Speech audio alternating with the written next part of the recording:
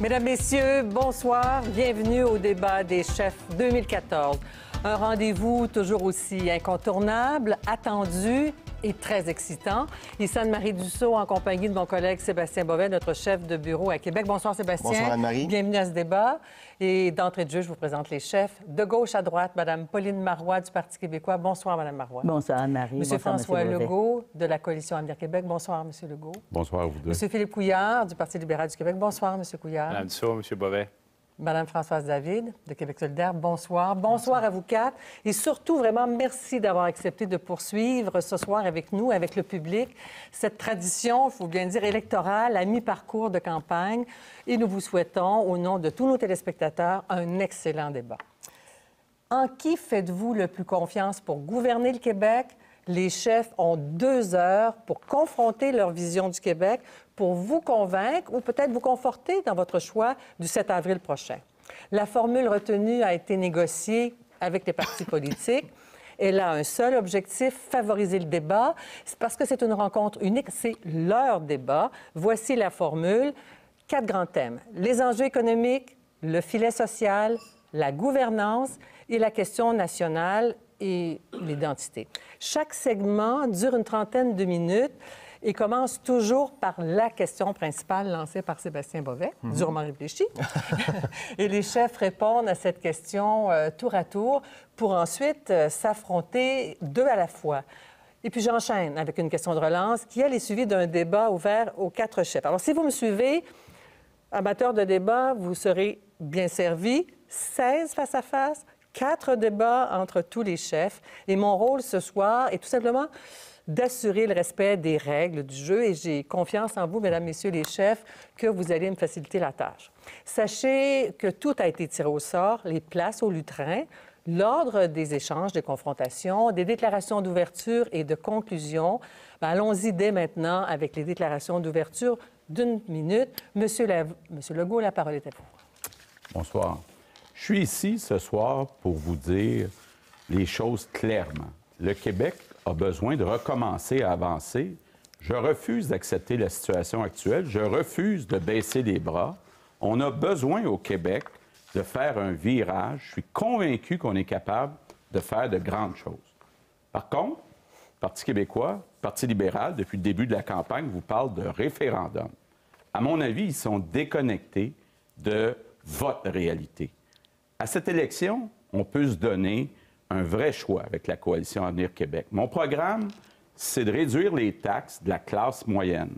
C'est de mieux gérer votre argent au gouvernement. C'est de créer des emplois de qualité avec le projet Saint-Laurent. Je veux bâtir un Québec riche, un Québec gagnant, et je vous dis, c'est possible. Merci. Merci, M. Legault. À votre tour, M. Couillard. Merci, Mesdames, Messieurs, bonsoir. Aujourd'hui, à mi-parcours de cette campagne, le choix est clair. Voulez-vous élire le Parti québécois qui va préparer un autre référendum ou un gouvernement du Parti libéral du Québec qui va s'occuper d'économie, d'emploi, d'éducation et de santé? Avec le PQ, le Québec a perdu 66 800 emplois à temps plein en 2013. Et que fait Mme Marois? Elle bâtit son équipe en fonction d'un autre référendum. C'est le temps de passer à autre chose. C'est le temps de s'occuper des vraies affaires. Moi, j'ai parcouru le Québec. J'ai entendu vos inquiétudes et vos espoirs. J'ai formé la meilleure équipe en économie, en santé et en éducation pour y répondre. On va créer 250 000 emplois dans toutes les régions du Québec, investir dans la réussite de nos enfants, ouvrir des cliniques 7 jours sur 7 et lutter contre l'intimidation. Je vous propose un gouvernement inspiré par vos priorités. L'emploi, la santé, l'éducation, c'est ça, les vraies affaires.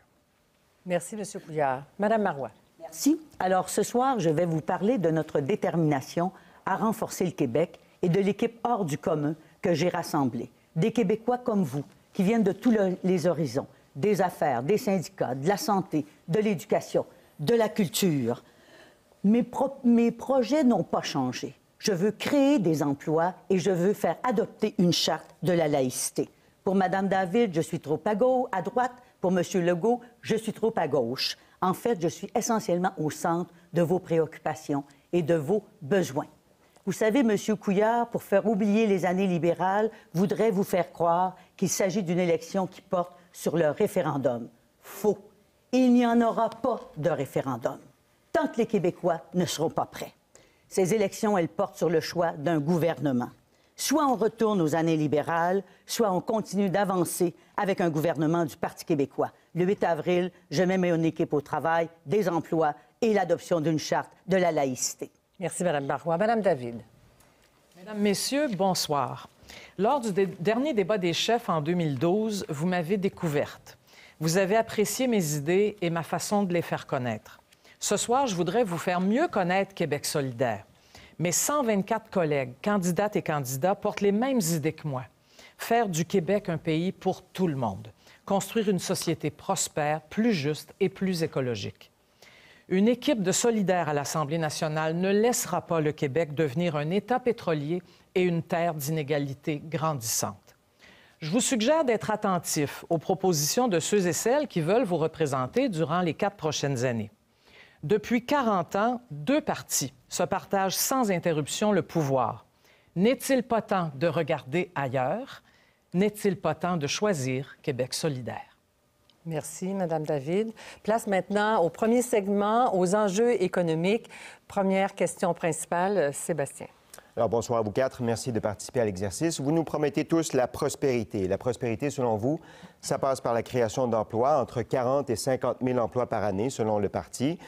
En fait, ça correspond à la progression normale de l'emploi au Québec, traditionnelle, bon an, mal an, quoi qu'il arrive. C'est comme si vous nous promettiez que cette année, Noël aura lieu le 25 décembre. C'est une évidence. Pourtant, plusieurs analystes, comme l'ancien premier ministre Jacques Parizeau, réclament un remède de cheval pour renforcer et relancer notre économie. La question s'adresse à vous tous. Vous avez 45 secondes pour y répondre, mais on commence par Mme David. Pourquoi manquez-vous d'ambition pour le Québec? Où est le remède de cheval? Le remède de cheval pour Québec solidaire, c'est simple, c'est clair, c'est audacieux, c'est généreux. Oui, ce sont beaucoup d'emplois, mais dans un domaine très particulier qui est celui du développement d'un Québec vert. Et ça passe en particulier par 160 000 emplois dans le transport en commun, du transport en commun qui doit se faire partout au Québec, qui doit relier les régions, relier les villes, relier les gens, finalement. Et elle est là, l'audace pour Québec solidaire. C'est aussi 25 000 emplois dans les services publics, des emplois, je le rappelle, qui sont très souvent occupés par des femmes. Nous avons besoin de ces emplois-là pour donner des services aux personnes, les personnes âgées, les jeunes, les familles. Donc, à Québec solidaire, le projet économique, c'est pas seulement l'emploi, c'est un Québec vert. Merci, Mme David. Réponse de Mme Marois. Merci. Alors, c'est d'abord, à mon point de vue, une équipe économique forte, solide. J'ai sûrement la meilleure équipe économique que le Québec n'ait jamais connue de toute son histoire. Et oui, j'ai de l'audace pour le Québec et j'ai de l'ambition. Et c'est pour ça, d'ailleurs, que mon gouvernement a déjà mis de l'avant 4 grandes politiques. L'une qui concerne les petites et moyennes entreprises pour les aider à augmenter leur productivité, à mieux s'industrialiser. Une seconde, le commerce extérieur. Nous avons des produits de qualité que nous pouvons exporter en plus grand nombre. La recherche et l'innovation. Et évidemment, un Québec vert par l'électrification de nos transports. C'est le projet le plus ambitieux jamais mis sur la table. Et oui, exploiter nos ressources naturelles au profit des Québécoises et des Québécois. Réponse de M. Legault à cette question. Si on veut relancer l'économie, créer des emplois au Québec, la première chose qu'il faut faire, c'est de réduire les taxes des Québécois. Actuellement, le problème, c'est d'abord un problème de consommation des ménages. C'est pas parce que les ménages épargnent trop, c'est parce qu'ils n'ont pas de marge de manœuvre. Donc, ça prend du courage pour être capable de réduire les dépenses et donner une marge de manœuvre aux ménages. Deuxièmement, il faut créer des emplois. Moi, j'ai fondé Air Transat, une compagnie qui est prospère. J'en ai créé. Je suis probablement le seul ici ce soir qui a créé des vrais emplois dans une vraie entreprise. Je sais comment on doit créer des emplois. J'ai proposé le projet Saint-Laurent pour créer des emplois de qualité. C'est comme ça qu'on va relancer l'économie du Québec. Merci, M. Legault. M. Couillard. Madame Dussault, on vient de perdre 66 800 emplois à temps plein en 2013. Les coffres de l'État sont vides. On a manque d'argent pour soigner nos malades, éduquer nos enfants, prendre soin de nos familles. Il faut d'urgence repartir l'économie pour créer de l'emploi dans toutes les régions du Québec. On a réuni des gens comme M. Leitao, M. Coiteux, M. Daou pour donner de l'énergie à l'économie puis créer des emplois de dignité pour les familles partout au Québec. On va relancer les infrastructures, lancer un crédit de rénovation très généreux dès le début de notre arrivée au gouvernement, repartir le plan Nord qui malheureusement a été interrompu par le Parti québécois, démarrer la première stratégie maritime de l'histoire du Québec et adopter une kyrielle de mesures pour les PME où il y a 50 des emplois. C'est ça qu'il faut faire pour repartir l'emploi et l'économie du Québec, certainement pas un référendum pour la séparation du Québec. Merci, M. Couillard. Prochaine étape, ce sont les 4 face-à-face qui opposent donc 2 chefs à la fois. Le premier tandem, au premier duo, Mme Françoise David et Pauline Marois. Mme David, à vous la parole. Merci. Madame Marois, dans les premières semaines de votre mandat à titre de première ministre, vous avez fermé Gentilly, je vous ai applaudi. Vous avez refusé le prêt à la mine d'Aviante Jeffrey, je vous ai applaudi aussi. Là, ce que ça fait, c'est que je ne comprends pas pourquoi vous allez de si bon cœur dans le pétrole. Il me semble que c'est contradictoire avec tous vos engagements écologistes. Le pétrole, surtout celui des sables bitumineux, c'est un pétrole extrêmement polluant. Le pétrole d'Anticosti, c'est du pétrole de schiste. C'est très polluant aussi. Et la fracturation hydraulique, tout le monde le sait, c'est un procédé qui n'est pas écologiste du tout. Alors moi, j'ai de la misère à comprendre comment vous conciliez votre début avec ce que vous êtes en train de faire. Pourquoi ne pas faire ce que nous proposons, du transport en commun partout au Québec? Remarquez qu'on a proposé aussi un moratoire sur les gaz de schiste et on a mis fin aux petites centrales sur les rivières. Alors justement, Mme David, nous proposons un immense projet d'électrification de nos transports pour utiliser notre électricité de telle sorte qu'on puisse faire en sorte que nos voitures soient électriques, nos transports en commun soient électriques, nos métros le sont déjà. Mais cependant, il faut savoir que nous exportons déjà pour 15 milliards de dollars de pétrole qui vient de l'étranger. Nous voulons être indépendants au niveau de notre énergie et nous pensons qu'il est préférable que le gouvernement exploite le pétrole sur l'île d'Anticosti, s'il y en a, au bénéfice des Québécois et des Québécoises.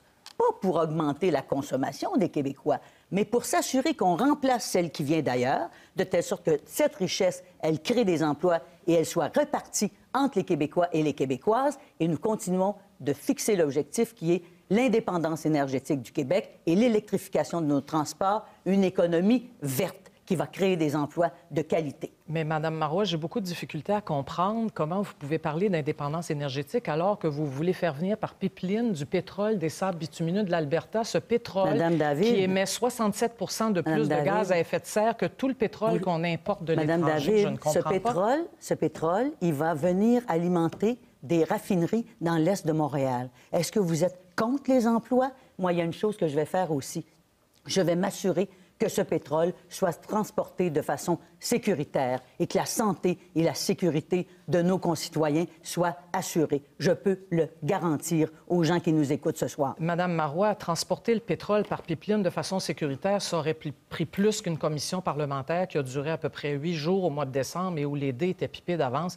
En fait, il y a vraiment un problème avec les pipelines, vous le savez. Il y a eu 800 déversements dans les dernières années. Il n'y a pas de problème avec les bateaux qui transportent du pétrole sur nos océans. Il n'y a pas de problème avec les trains qui transportent du pétrole, Mme David. Et voilà je crois que dans tous les cas, il y en a des risques. Cependant, il faut être capable de les contrôler. Merci. Et moi, je crois qu'il est possible de le faire. Merci. Le prochain face-à-face, c'est avec Mme Marois et M. Couillard, mais la parole est à vous, Mme Marois. Alors, merci beaucoup, Mme Dussault.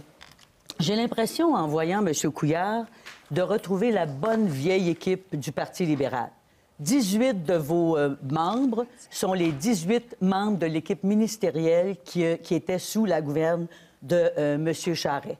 Vous nous revenez avec le même plan. Vous voulez encore augmenter la dette des Québécois, 15 milliards de plus en 10 ans. Ça, c'est votre plan. Mais là, j'aimerais ça comprendre, par ailleurs, où vous vous situez. Parce qu'on a vu depuis quelque temps que vous changiez parfois d'idée. Sur l'île d'Anticosti, nous avons proposé d'exploiter le pétrole, s'il y en a, et que les retombées, évidemment, la richesse créée, reviennent aux Québécoises et aux Québécois. Votre gouvernement avait renoncé au permis sur l'île d'Anticosti. Nous les sommes réappropriés. Est-ce que vous êtes en train de nous dire, parce que c'est ce que j'ai cru comprendre de votre part, que vous alliez céder à nouveau les permis sur l'île d'Anticosti et faire en sorte que la ressource exploitée là-bas crée de la richesse pour les entreprises qui vont l'exploiter? Est-ce que c'est ça votre position? Est-ce que vous pouvez la dire aux Québécois ce soir? Madame Marois, Moi, je veux qu'on exploite le pétrole du Québec au bénéfice des Québécois. Et d'ailleurs, nous, on veut partager les redevances avec toutes les régions du Québec, ce que vous n'avez jamais osé faire. Cependant, ce que vous proposez pour Anticosti, pour moi, ça sent l'amateurisme et l'électoralisme.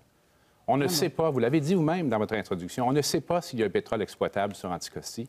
On ne connaît pas la façon dont on va pouvoir le sortir de l'île d'Anticosti. On n'a aucune idée des détails. Je suppose que vous n'avez pas lu le rapport Sproul qui explique tout ça en détail, avec les probabilités, la quantité de pétrole qu'il peut ou ne peut pas y avoir.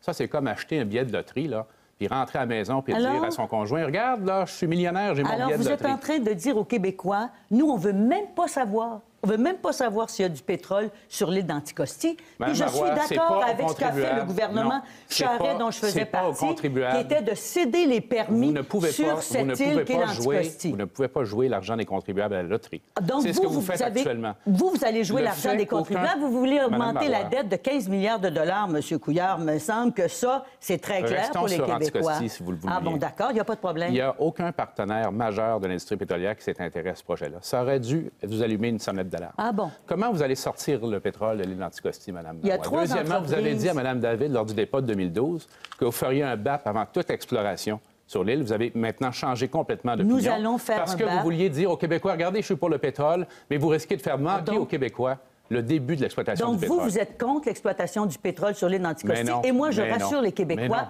si nous savons s'il y a du pétrole sur l'île d'Anticosti, il y aura un BAP et nous allons exploiter ce pétrole de façon responsable. Il me semble que dans la vie, quand on est chef de gouvernement, il faut être capable d'avoir de l'audace pour protéger nos ressources naturelles et les exploiter au profit des Québécois. Je ne mettrai pas en jeu l'argent des contribuables sur une probabilité aussi faible. Lisez le rapport, Madame, 10 de chance que le pétrole que vous mentionnez. Merci, Mme Marois. Le prochain duo, M. Legault, Mme David. D'abord, M. Legault. Oui. Écoutez, bonsoir, Mme David.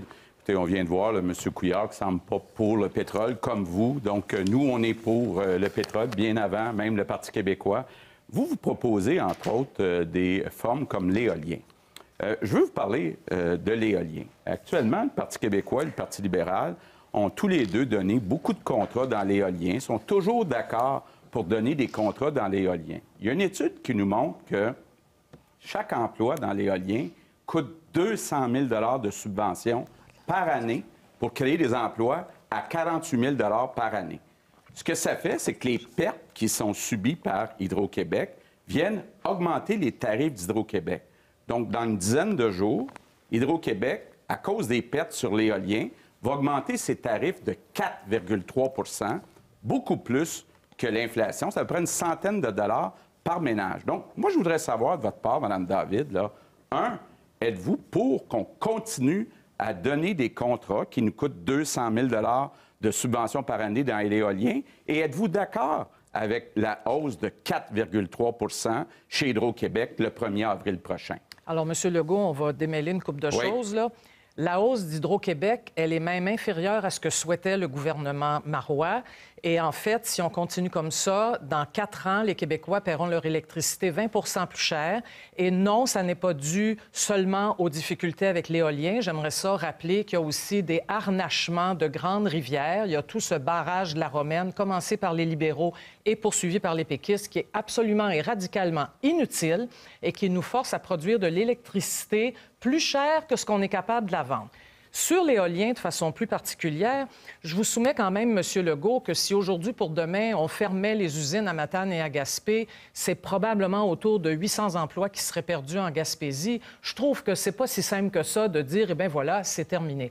Mais ce avec quoi je serais d'accord, c'est de dire que l'éolien, ça ne doit pas continuer comme c'est parti il y a quelques années, n'importe comment, sans planification. Et c'est pour ça qu'à Québec solidaire, nous proposons une société publique d'éolien et qu'on en fasse quand c'est nécessaire, quand on en a besoin et au bon endroit. Je repose mes 2 questions. 1, êtes-vous d'accord pour donner de nouveaux contrats d'éolien? Et 2, êtes-vous d'accord avec l'augmentation des tarifs d'Hydro-Québec de 4,3 oui ou non? Monsieur Legault, c'est clair. Monsieur Legault, vous savez bien, Monsieur Legault, vous savez bien que les tarifs d'Hydro, on les a dénoncés dès qu'on en a entendu parler. On n'est pas d'accord avec la hausse des tarifs d'Hydro, mais on n'est pas d'accord non plus pour s'organiser aujourd'hui pour demain pour qu'en Gaspésie, la région soit exsangue parce qu'on ferme les shops d'éoliens. Ça n'a aucun sens. Donc, on continue à donner des contrats d'éoliens? On continue à en donner, mais des pas de la même subventions façon. Pas de la même de 200 façon. 000 M. Legault. par année. On Merci, M. Legault, Mme nationalise David. l'éolien à Québec solidaire. Merci, Mme David. Merci, M. Legault. Le dernier tandem, M. Couillard et M. Legault. M. Couillard, à vous la parole. M. Legault, j'aimerais mieux comprendre votre philosophie de développement économique. Oui. Comment vous voulez intervenir vous-même dans l'économie, un peu à la manière du Parti québécois. Malgré que vous parlez également d'entreprise, vous avez des politiques dans lesquelles vous intervenez complètement dans l'économie. Je vous donne 2 exemples. D'abord, le plan Saint-Laurent, où vous allez vous-même sélectionner des terrains, des endroits, puis vous allez dire aux entrepreneurs, bien, toi, tu t'installes là, puis tu vas avoir une subvention. Ça, c'est un vieux modèle d'intervention qui est dépassé en passant. Et vous adoptez ce modèle-là, qui est directement tiré de la façon dont le Parti québécois procède en général. Ensuite, la Caisse de dépôt, qui gère le bas de laine des Québécois qui nous écoutent, les épargnants, qui épargnent pour nous, pour nos retraites. Vous dites, je vais intervenir à la Caisse de dépôt pour diriger leurs décisions et donner une impulsion politique à la façon dont la Caisse de dépôt va investir.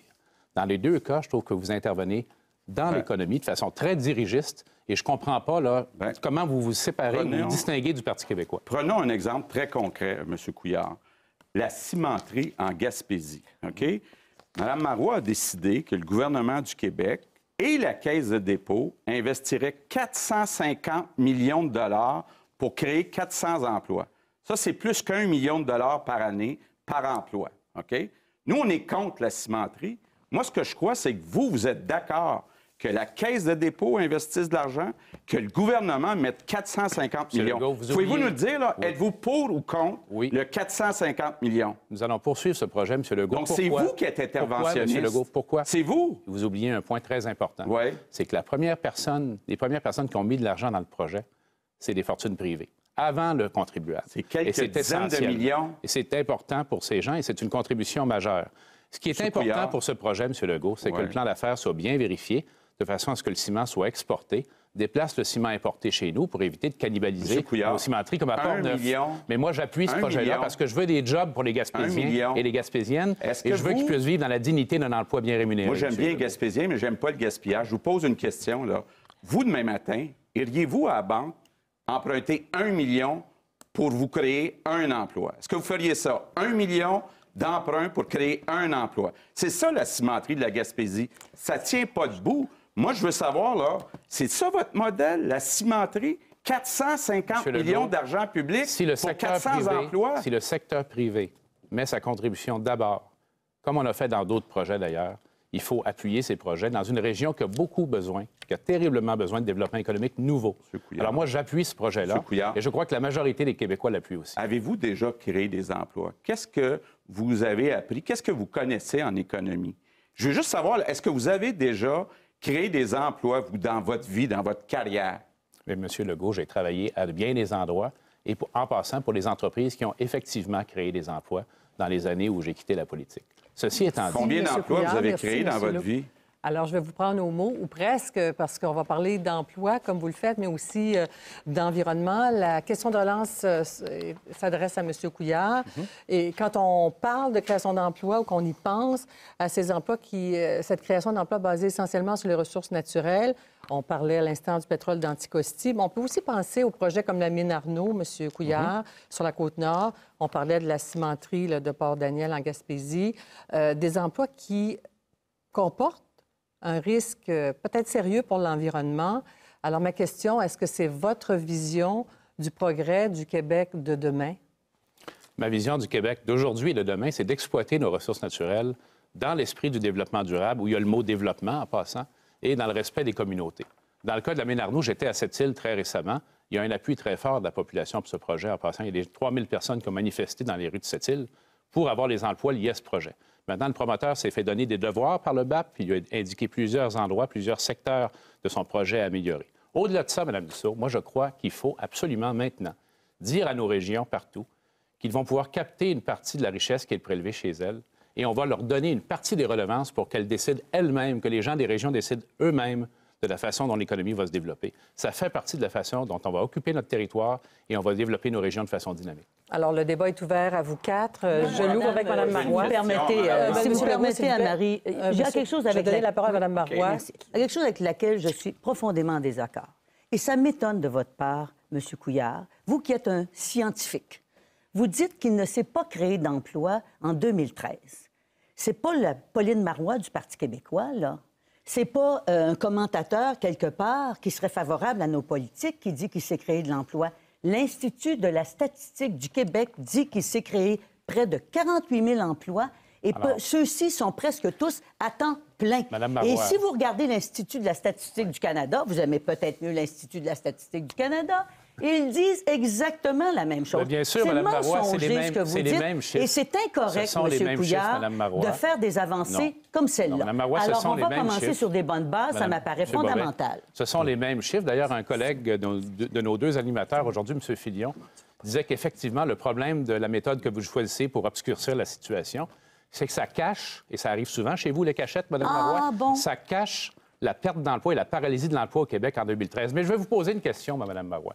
Si c'est vrai qu'il y a tant de jobs que ça qui ont été créés au Québec, si c'est vrai que ça va si bien, comment ça se fait qu'il manque 3 milliards de revenus dans les caisses de l'État, dont 900 millions d'impôts sur le revenu des particuliers? Alors, l'économie est en panne. Moi, je suis allé au Québec partout, et partout, j'ai vu des gens qui ont perdu leur job. Ils savent, eux autres, qu'ils ne se créent plus d'emploi au Québec depuis que vous êtes là. Monsieur Couillard, la méthode utilisée par Raymond Bachand et par tous ceux qui l'ont précédé dans votre gouvernement à l'égard de la création d'emplois. Vous ne répondez pas à la question. Vous répondez pas à la question. S'il y a tant d'emplois qui ont été créés, madame, pourquoi il n'y a pas une scène dans les coffres de l'État? Il s'est créé des emplois, il s'est créé des emplois de telle sorte que notre taux de chômage est exactement comparable à celui de l'Ontario. Pourquoi il n'y a pas une scène dans les coffres de l'État, Parce madame? que l'inflation a été plus bas, M. Couillard. Parce que le monde et donc, évidemment, la croissance des revenus, on en a tenu compte de cette façon-là. Il n'y a pas d'argent parce que le monde travaille pas. En économie, M. Couillard. Il ne paye pas d'impôts, vous n'avez pas une scène, vous n'êtes pas capable de rien faire pour les malades. Il y a moins de personnes à l'aide sociale qu'il n'y en a jamais eu de tous les temps.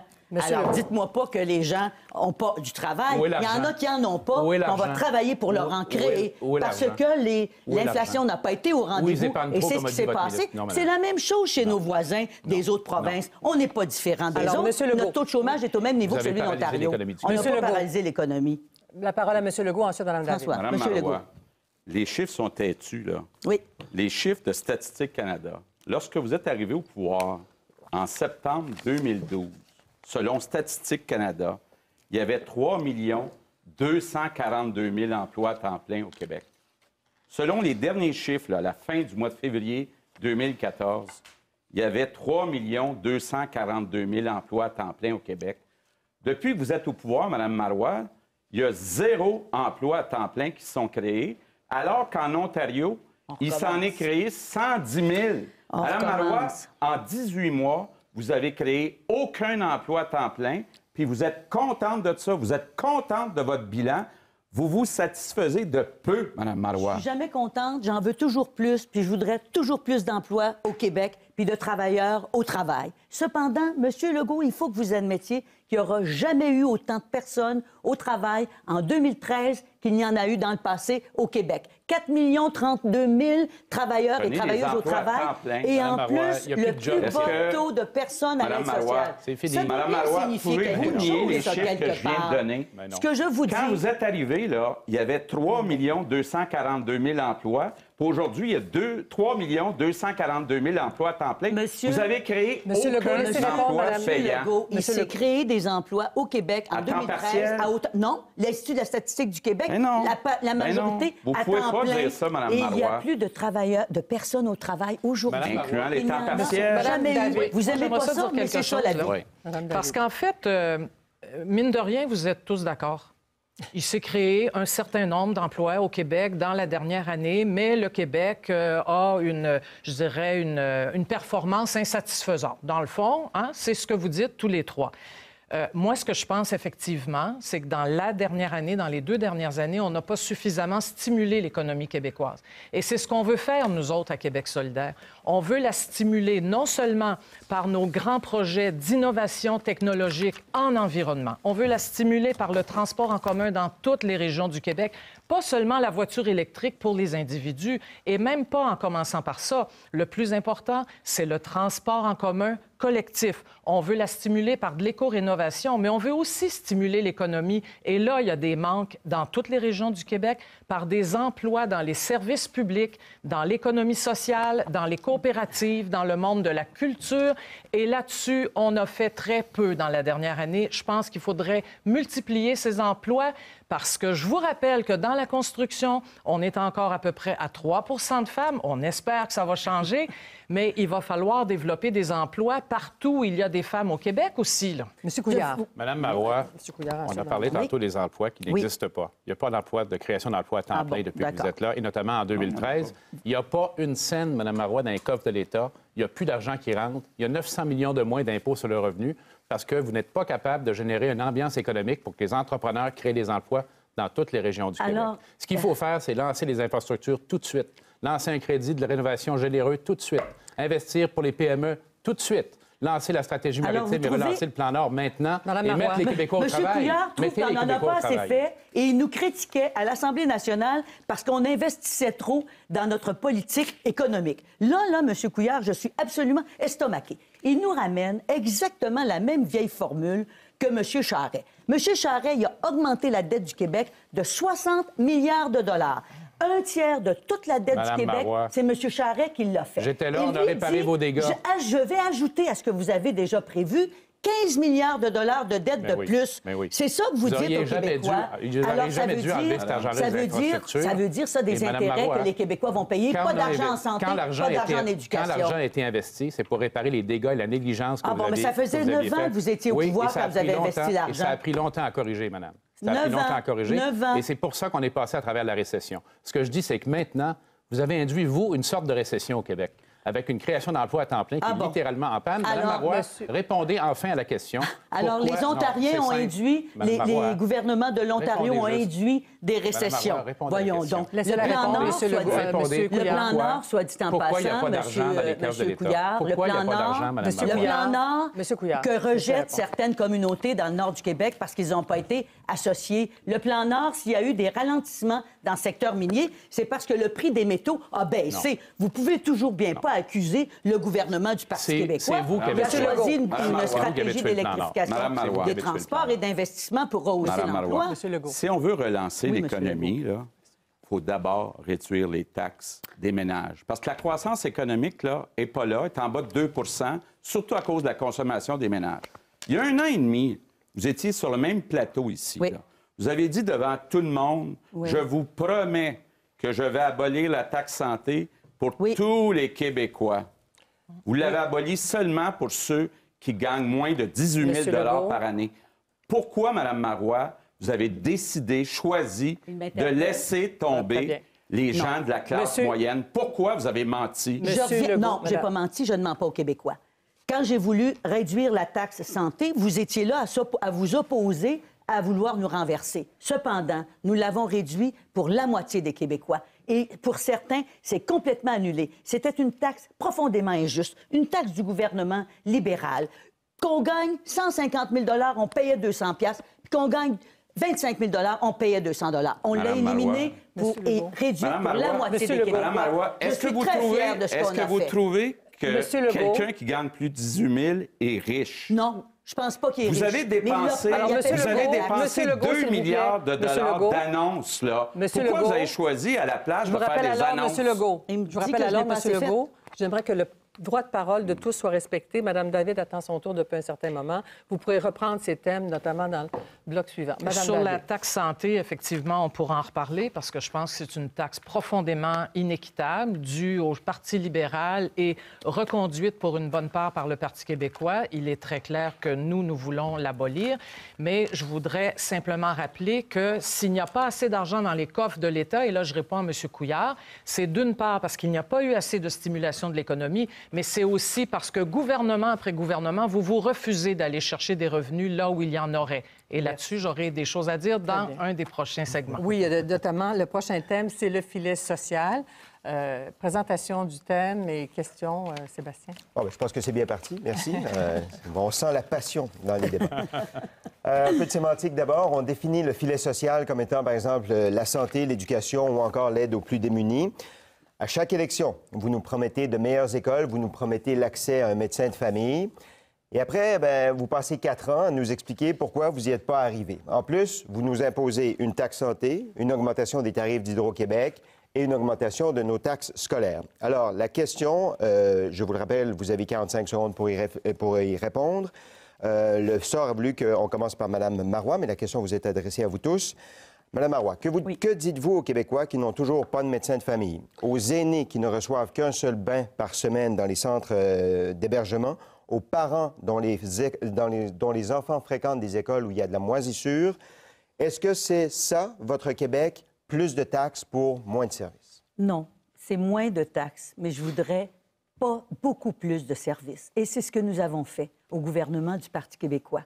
D'abord, nous avons réparé le gâchis que nous avait laissé le gouvernement libéral qui nous avait précédé. Vous savez qu'aujourd'hui, il y a 323 000 personnes de plus qui ont accès à un médecin de famille. C'est pas parfait, mais on travaille dans la bonne direction. On a annoncé, il y a quelques semaines à peine, 400 millions de dollars pour nos écoles. Oui, pour lutter contre la moisissure, pour qu'il y ait un meilleur milieu de vie pour nos enfants. 100 millions de dollars ont été ajoutés pour aider les personnes âgées, les personnes en perte d'autonomie, pour qu'elles puissent obtenir des services chez elles, dans leur maison. 28 000 nouvelles places en garderie. Je crois que nous avons relevé le défi, M. Bovet. Merci, Mme Marois. Je vous redonne la parole, M. Legault. Oui. Le problème qu'on a en santé, en éducation, dans tous les services au Québec, c'est qu'on a trop de bureaucratie, trop de personnes dans la bureaucratie et pas assez de personnes dans les services directs, que ce soit dans les hôpitaux, que ce soit dans les écoles. Le problème, ce n'est pas un problème d'argent, c'est un problème de gestion, c'est un problème de courage.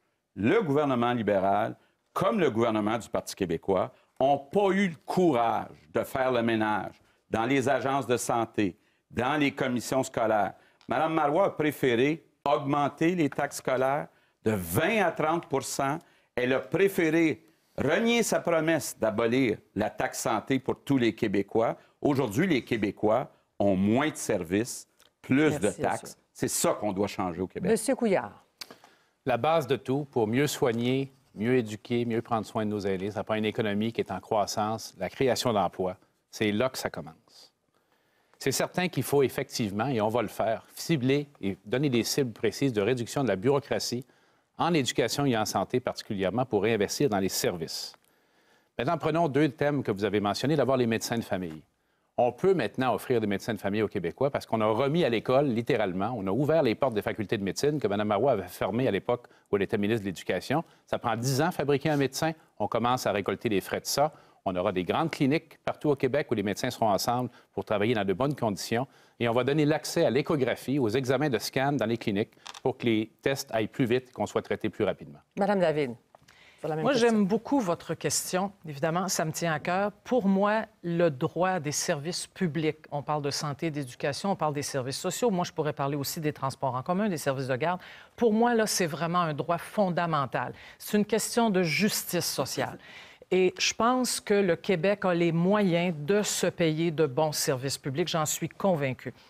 On a, depuis 10 ans, plus de cadres dans le système de santé que d'employés qui donnent des services. Le nombre de cadres a augmenté plus rapidement que le nombre d'employés. Ça n'est quand même pas normal. C'est pas normal non plus qu'encore aujourd'hui au Québec, on paie nos médicaments beaucoup trop cher par rapport à ce qu'on pourrait payer si on était capable de faire des achats groupés de médicaments. Notre fameux projet de Pharma-Québec. Il y aurait bien des façons de faire. Alors, 4 prochains face-à-face maintenant dans ce segment intitulé « Le filet social ». D'abord, M. Couillard, Mme David, à vous la parole, M. Couillard. Mme David, j'aimerais parler avec vous de lutte contre la pauvreté. Comme vous le savez, au cours des dernières années, la situation n'est pas parfaite, bien sûr, loin de là. Il y a encore beaucoup de pauvreté au Québec, mais le revenu disponible des familles à bas revenus s'est amélioré à l'aide de plusieurs mesures, Primo Travail et autres que vous connaissez bien. Il faut donc continuer dans cette direction.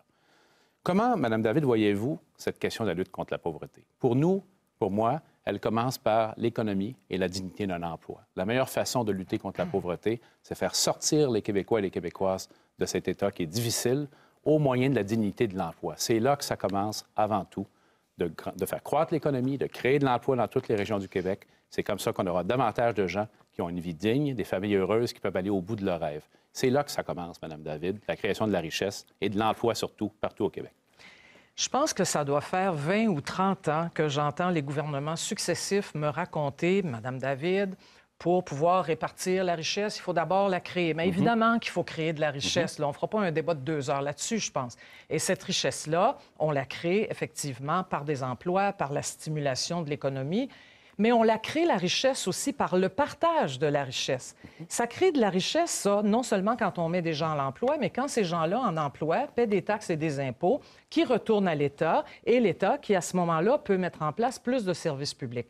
Donc, il ne faut pas juste se dire, créons de la richesse. Après, si ça donne, on la redistribuera, comme on voit dans un certain nombre de pays, et même ici au Québec, il faut bien sûr la créer. Il faut bien sûr des emplois pour tout le monde. Mais là, je vais vous dire une chose, M. Couillard, par exemple. Il y a des personnes, à cause de toutes sortes de difficultés personnelles, sociales, psychologiques, familiales, à cause de handicap, qui ne peuvent pas occuper d'emploi. Et vous le savez, au Québec, en ce moment, une personne seule à l'aide sociale reçoit 620 $ par mois, point barre.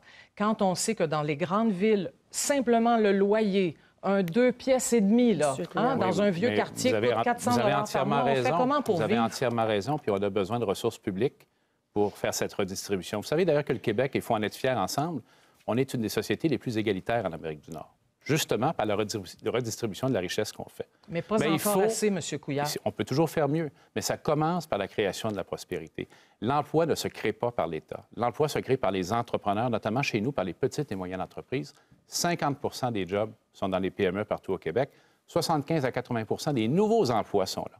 C'est là qu'il faut aller. C'est pour ça qu'on a proposé d'aider nos PME pour le démarrage, pour l'exportation. J'étais en Abitibi avec un monsieur qui exporte du matériel de forage en Afrique. Il a besoin de ça pour engager des dizaines de personnes.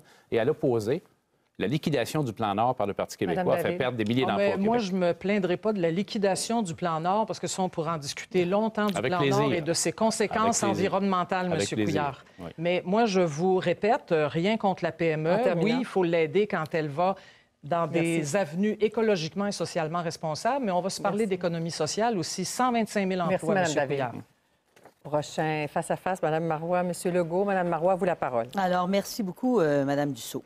Je crois, M. Legault, que vous allez admettre que notre formation politique a fait beaucoup d'efforts pour bien gérer les finances publiques, pour réduire la croissance des dépenses. Pour la première fois en 10 ans, on a atteint les cibles que l'on s'était fixées, en maintenant le filet de sécurité sociale. Et moi, ce qui m'inquiète un peu quand je vous entends parler, j'ai pas l'impression que vous avez quelque chose de très concret à proposer pour aider les gens en mauvaise situation, mal pris, mis sur le côté de la route. Vous parlez beaucoup de structures, énormément de structures. Vous voulez abolir les commissions scolaires, vous voulez abolir des postes dans les différentes organisations. Vous savez ça, M. Legault, ça fait pas mal de branle-bas de combat et souvent, ça nuit aux gens qui sont en attente de services. Moi, vous savez, lorsque j'étais ministre de l'Éducation, je pense que vous devriez vous en reconnaître, vous en souvenir. J'ai réduit les commissions scolaires de 156 à 72, sans psychodrame. Vous proposez de réduire le fardeau fiscal des familles et vous dites, je vais vous donner 1 000 $ par famille.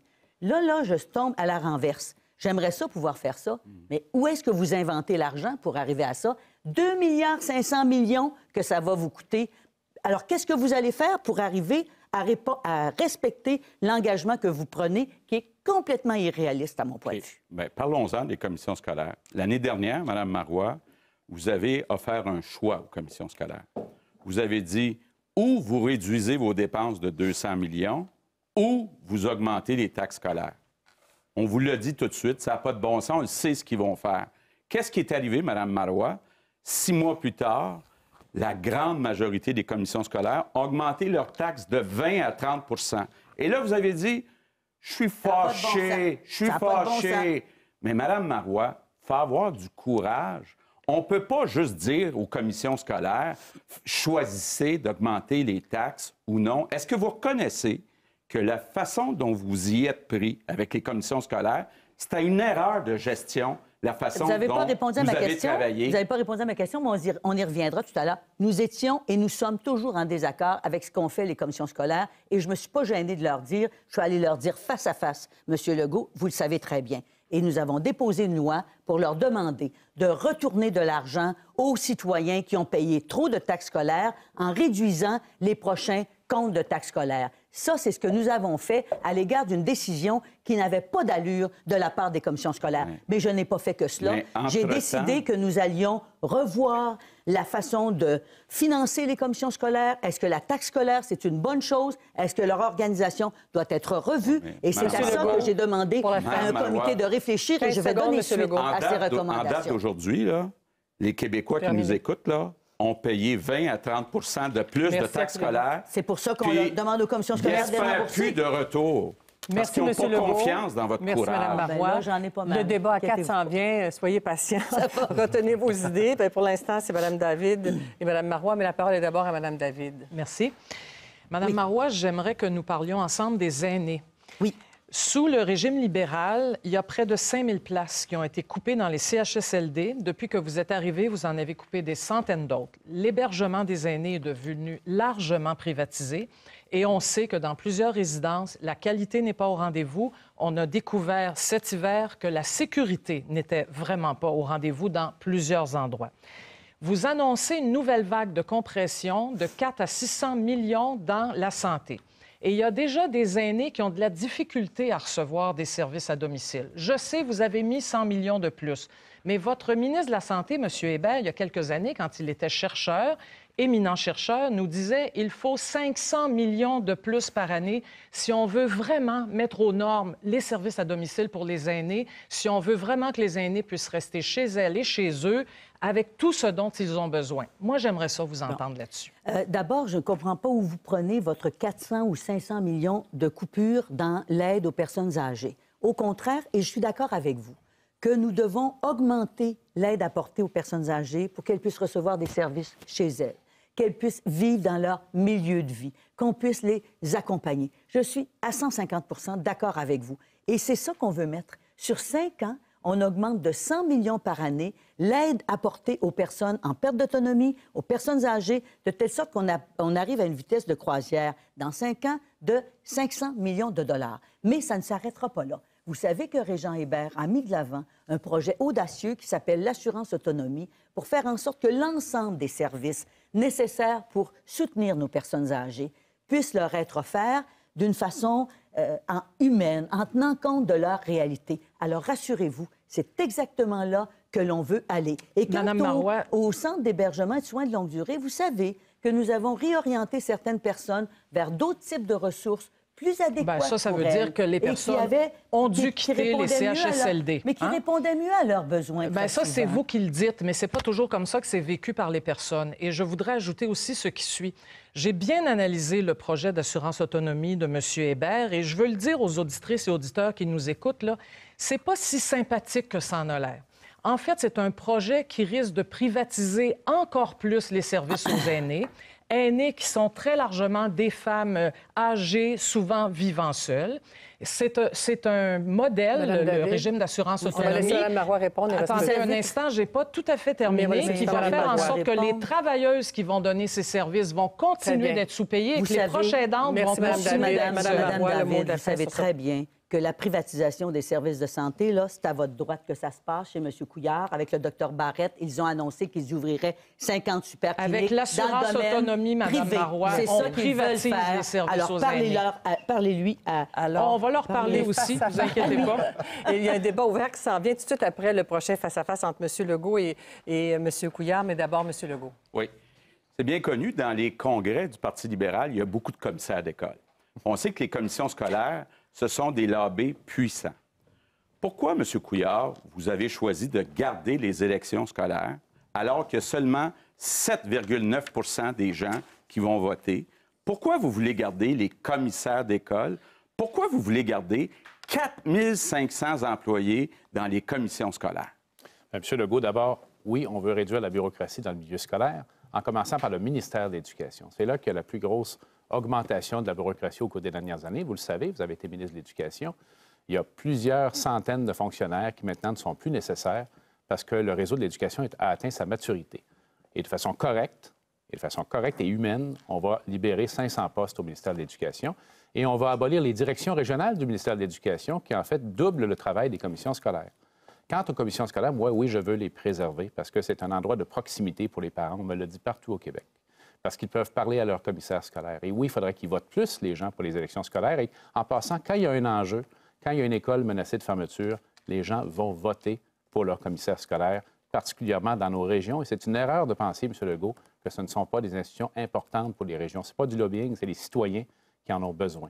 Maintenant, oui, réduire la bureaucratie, ministère, direction régionale, plus d'argent dans les écoles pour l'aide aux devoirs, pour l'apprentissage de l'anglais et la réussite des élèves. Mais, M. Couillard, vous visez le mauvais endroit. Vous n'avez pas fait vos devoirs. Je vous donne les chiffres, là. Il y a à peu près 1000 personnes au ministère de l'Éducation, à peu près 600 personnes dans les directions régionales 1200. Et il y en a 4500 dans les commissions scolaires. Oui. C'est là qu'il y en a le plus, mais vous n'êtes pas capable de résister au lobby des commissaires d'école qui sont pleins dans vos congrès libéraux. Vous avez peur de démolir cette structure qui a fait son temps. Écoutez, 7,9 de participation. Est-ce que vous trouvez que c'est de la démocratie, Monsieur ça? Legault, celui qui a eu peur de s'attaquer aux structures, c'est vous quand vous étiez ministre de la Santé. Moi, j'ai eu le courage de présenter et d'adopter la loi sur la diminution des accréditations syndicales en santé. Vous l'avez dit vous-même, vous avez été empêché par le Parti québécois de la faire. Vous auriez dû avoir le courage de vous tenir debout avec vos collègues et de le faire. Ça n'avait pas de Moses de bon sens d'avoir 80-90 syndicats par hôpital. Moi, je l'ai fait. Et je vais le faire quand ce sera nécessaire. Et je vais le faire avec courage également. M. Couillard, parlons de santé. En 2003, vous étiez dans l'équipe de M. Charest.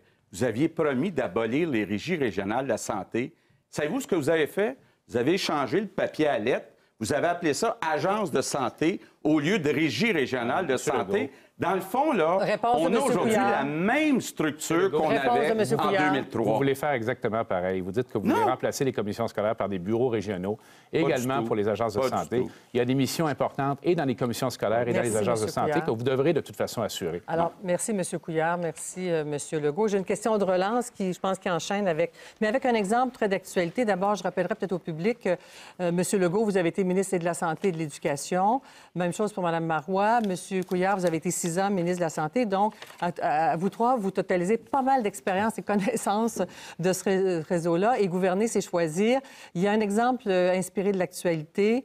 On le sait que sans concession de la part des médecins sur leur rémunération, une entente signée sous les libéraux qui vont toucher une hausse de salaire de plus d'1 milliard sur 2 ans, et parce que le monde de la santé crie au secours, il pourrait y avoir réduction de services.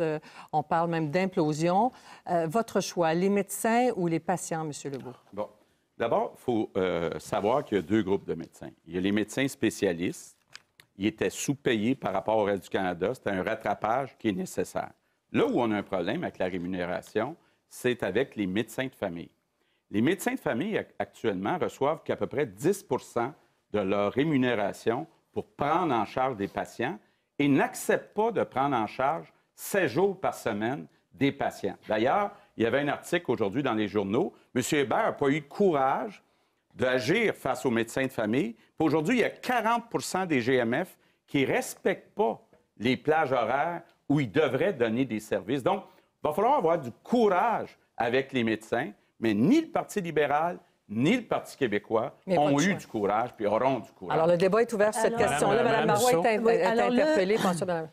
Le Parti libéral, c'est lui qui a signé les ententes avec les médecins spécialistes et avec les médecins omnipraticiens. M. Bolduc a littéralement donné la caisse. Et c'est vrai que ce sont des hausses considérables. Nous allons faire une chose. Nous ne remettrons pas en question le contrat qui a été signé avec les médecins. Je crois que ce serait irrespectueux de l'entente qui a été signée, même si le rattrapage nécessaire dans certains cas, pas complété dans d'autres, maintenant dépasse les revenus obtenus dans d'autres provinces pour les médecins spécialistes, entre autres. Cependant, et ce soir, je suis contente que vous souleviez la question, je leur demande aux médecins spécialistes, aux médecins omnipraticiens, donnez une chance au système de santé du Québec. Permettez-nous d'étaler les revenus qu'on va vous verser, de telle sorte qu'on puisse faire en sorte qu'il reste davantage d'argent pour offrir des services aux personnes âgées, aux malades chroniques. Et moi, je suis persuadée que nous serons capables d'arriver à une entente dans ce sens-là. J'ai déjà approché par mes collègues, ces représentants des médecins, et je crois qu'ils sont prêts à ouvrir le débat. Monsieur Barrette, comme lobbyiste, vous a convaincu, sans doute, Monsieur Couillard, qu'il ne fallait pas retoucher à ça. C'est une bonne nouvelle que vous soyez rendu à nos arguments et de ne pas déchirer l'entente avec les médecins. Ça aurait été une grave erreur de faire ça. Mais Mme Dussault, la question que vous posez, c'est un faux choix. Vous dites, est-ce qu'il faut choisir entre les médecins et les patients? En tout respect, c'est absurde comme choix. Ça prend des médecins pour traiter les patients. Et le problème, c'est pas les médecins. Les médecins au Québec arrivent à peu près à la moyenne canadienne de rémunération. Pourquoi on manque d'argent? J'y reviens encore, Mme Dussault. Pourquoi on manque d'argent dans les coffres de l'État et qu'on est obligé d'envoyer 600 millions de coupes dans le réseau de santé? On double les temps d'attente à Québec et dans d'autres régions. Pourquoi? Parce qu'il n'y a pas de création d'emplois. Il n'y a pas d'argent dans les coffres de l'État. Il n'y a pas une scène. J'ai demandé tantôt à Mme Marois, elle n'est pas capable de répondre. Comment ça se fait qu'il manque 3 milliards de revenus à l'État québécois? Alors, on choisit les médecins comme bouc émissaire et traite des malades. Avec les autres professionnels de la santé, on cible le mauvais endroit. Madame David. Moi, je pense qu'on cible effectivement le mauvais problème, mais là, il va falloir trouver une solution, par exemple. Et vous, M. Couillard, vous proposez de mettre en place 50 super cliniques qui, de toute évidence, vont encore être dirigées par des médecins, vont être privées, mais financées avec des fonds publics. À Québec solidaire, on propose quelque chose, dans le fond, de plus simple que ça et qui tient compte du fait qu'on a déjà des infrastructures. C'est de redonner au CLSC la mission qu'ils étaient censés avoir et qu'ils n'ont pas eu. Pourquoi? Pour 2 raisons. L'État ne les a pas assez soutenus, particulièrement à partir des années 80. On avait des CLSC ouverts le jour, mais pas le soir et la fin de semaine. C'est absurde. Quand on veut donner des services de première ligne, de proximité, il faut qu'on soit ouvert tout le temps. Donc, CLSC ouvert 24/7. Puis deuxièmement, il va falloir que les médecins de famille ils acceptent d'aller y travailler et qu'ils le fassent en équipe multidisciplinaire. Non, les boss, ça ne sera pas eux. Il va y avoir des conseils d'administration, il va y avoir des citoyens, il va y avoir les médecins, bien sûr, des travailleuses sociales et d'autres professionnels. Et tout ça, ça peut faire en sorte que, oui, 7 jours sur 7, 24 heures par jour, les gens ne seront pas obligés d'aller à l'urgence pour des problèmes mineurs. La maman ou le papa qui a un enfant qui a une otite à 11 heures le samedi soir se ramassera pas dans un hôpital parce que c'est pas nécessaire. Ça pourra même être une super infirmière qui donne la prescription pour l'antibiotique. Le système de santé, si on veut qu'il fonctionne, il ne faut pas juste discuter de rémunération des médecins versus les patients. Il faut discuter de son organisation. Et je pense que là-dessus, on a une proposition vraiment intéressante. Bien, Madame David, je suis d'accord avec ce que vous dites quant au CLSC. Cependant, on s'est rendu compte que dans les faits, il avait été difficile d'atteindre le modèle que vous décrivez. J'ai moi-même dirigé un CLSC à une certaine époque et nous n'y sommes pas arrivés. On a trouvé une solution intermédiaire. C'est les groupes de médecine familiale. Et c'est nous qui l'avons proposé lorsque nous étions au gouvernement. Moi, je crois que ce qu'il faut continuer à faire, c'est soutenir la création de nos groupes de médecine familiale qui, s'ils n'ouvrent pas aux heures où on devrait ouvrir, c'est parce que le Parti libéral les a laissés aller, s'en est pas occupé, comme ce qu'il faisait de façon générale quand il était au gouvernement. Alors Marois, oui, vous n'y êtes pas arrivé non plus depuis que vous êtes là. Attendez un peu, on a corrigé la situation. En fait, c'est 60% des gens, des groupes de médecine familiale, M. Legault, qui maintenant ouvrent aux heures qui dépassent les heures habituelles de travail. On y accueille des infirmières cliniciennes, des physiothérapeutes, des ergothérapeutes. Et je crois qu'il faut continuer à agir dans ce sens-là. L'effort a été à ce point efficace que les gens maintenant attendent 1 heure de moins dans les urgences actuellement parce qu'il y a plus de groupes de médecine familiale puis parce qu'on aide les personnes âgées à domicile. Je crois que c'est dans ce sens-là qu'il faut continuer, Mme David. Oui. Mme Marois, d'abord, je trouve ça un peu spécial que vous soyez fiers qu'il y ait seulement 40 des groupes de médecine familiale qui n'ouvrent pas dans les heures qu'ils devraient ouvrir. Parce que ce qui arrive, c'est que les gens, quand les cliniques ne sont pas ouvertes le soir ou les fins de semaine, s'en vont engorger les urgences. Mais moi, j'ai une question précise pour vous, Mme Marois. Certainement. Dans le réseau de la santé, il y a 248 000 employés. Là-dessus, il y en a 46 000 qui ne donnent pas de service. 1 sur 5. C'est beaucoup. Moi, je voudrais savoir, là, est-ce que vous trouvez que 46 000 personnes qui ne donnent pas de service, c'est trop? Et si oui, quel est votre objectif dans 4 ans? C'est sûr qu'il faut augmenter le nombre de personnes qui vont rendre des services aux citoyens. Je vais vous répondre. 46 000, une situation réelle. On a fait une chose, plus qu'une chose, mais entre autres une chose, puis on va en faire d'autres demain matin. D'abord, durant les 2 dernières années où on était là, c'est 18 mois dans les faits, c'est assez court, on a demandé à nos institutions de santé d'optimiser leurs ressources. Ils ont donc économisé 200 millions par année en réduisant la paperasse, en réduisant la bureaucratie et sûrement en réduisant le nombre et le ratio d'encadrement. Mais nous voulons faire autre chose. Nous voulons financer les hôpitaux sur la base des actes, des services rendus aux malades et je crois que nous allons améliorer l'efficacité. Monsieur Couillard. Mme Dussault, Mme Marois est en train de refaire le même film qu'en 2003 et avant 2003. Le saccage du système de santé a commencé. 600 millions de coupes, les temps d'attente augmentent. C'était la même chose lorsqu'elle était ministre de la Santé. Mais je voudrais parler aux parents que j'ai rencontrés partout au Québec. Et Mme David vous a donné, et je suis d'accord avec elle, le portrait du problème pratique qu'il faut régler. 2 parents qui travaillent, ramassent les petits à la garderie, arrivent à la maison, il faut faire le souper, les devoirs, petit mal à l'oreille, fait de la température. Qu'est-ce qu'on fait? On ne va pas les s'asseoir à l'urgence nécessairement pour un problème semblable. On propose 50 cliniques. Oui, des cliniques privées, Mme David, parce que c'est comme ça que 80 des patients au Québec ont accès au système de santé. Il n'y a rien de rébarbatif là-dedans, ni de mauvais. Mais ça prend des cliniques qui vont encore plus loin que les groupes de médecine de famille, où on trouve les médecins de famille, les spécialités de base, les tests, qu'on ne soit pas obligé d'aller à l'hôpital pour se faire le test. On va en faire 50 de ces cliniques partout au Québec et ça va améliorer l'accès en donnant gratuitement l'accès aux radiographies dans les cliniques également. Mme David. Moi, je ne comprends toujours pas pourquoi on veut privatiser à ce point-là. On privatise, puis c'est payé par des fonds publics. Pourquoi on ne fait pas ça dans des institutions publiques, tout simplement?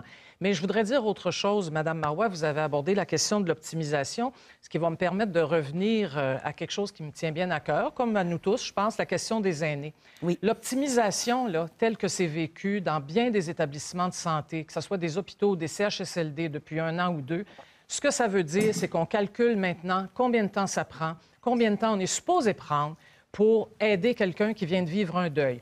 Combien de temps on est supposé mettre pour donner à manger à une personne âgée vraiment en perte d'autonomie? Combien de temps ça prend pour donner un bain? Le résultat, là, j'espère que vous le savez, Mme Marois, et vous autres aussi, chers collègues, bien, le résultat, c'est que nos services aux aînés, dans les faits, sont moins de qualité qu'avant et que le personnel n'en peut plus. Le taux de détresse du personnel est extrêmement élevé. Madame David, vous décrivez une situation qu'a provoquée, entre autres, le gouvernement précédent et que nous sommes à corriger. Et quand on connaît le docteur Hébert, qui est un spécialiste des questions qui concernent les personnes âgées, jamais, je peux vous dire, il n'accepterait que l'on traite les personnes âgées comme vous le décrivez. Et si c'est le cas, nous devons absolument corriger la situation. C'est inadmissible. Je suis d'accord avec vous. Et c'est pour ça qu'on veut augmenter l'aide que nous apportons aux personnes âgées par l'assurance autonomie pour que de telles situations ne se présentent jamais.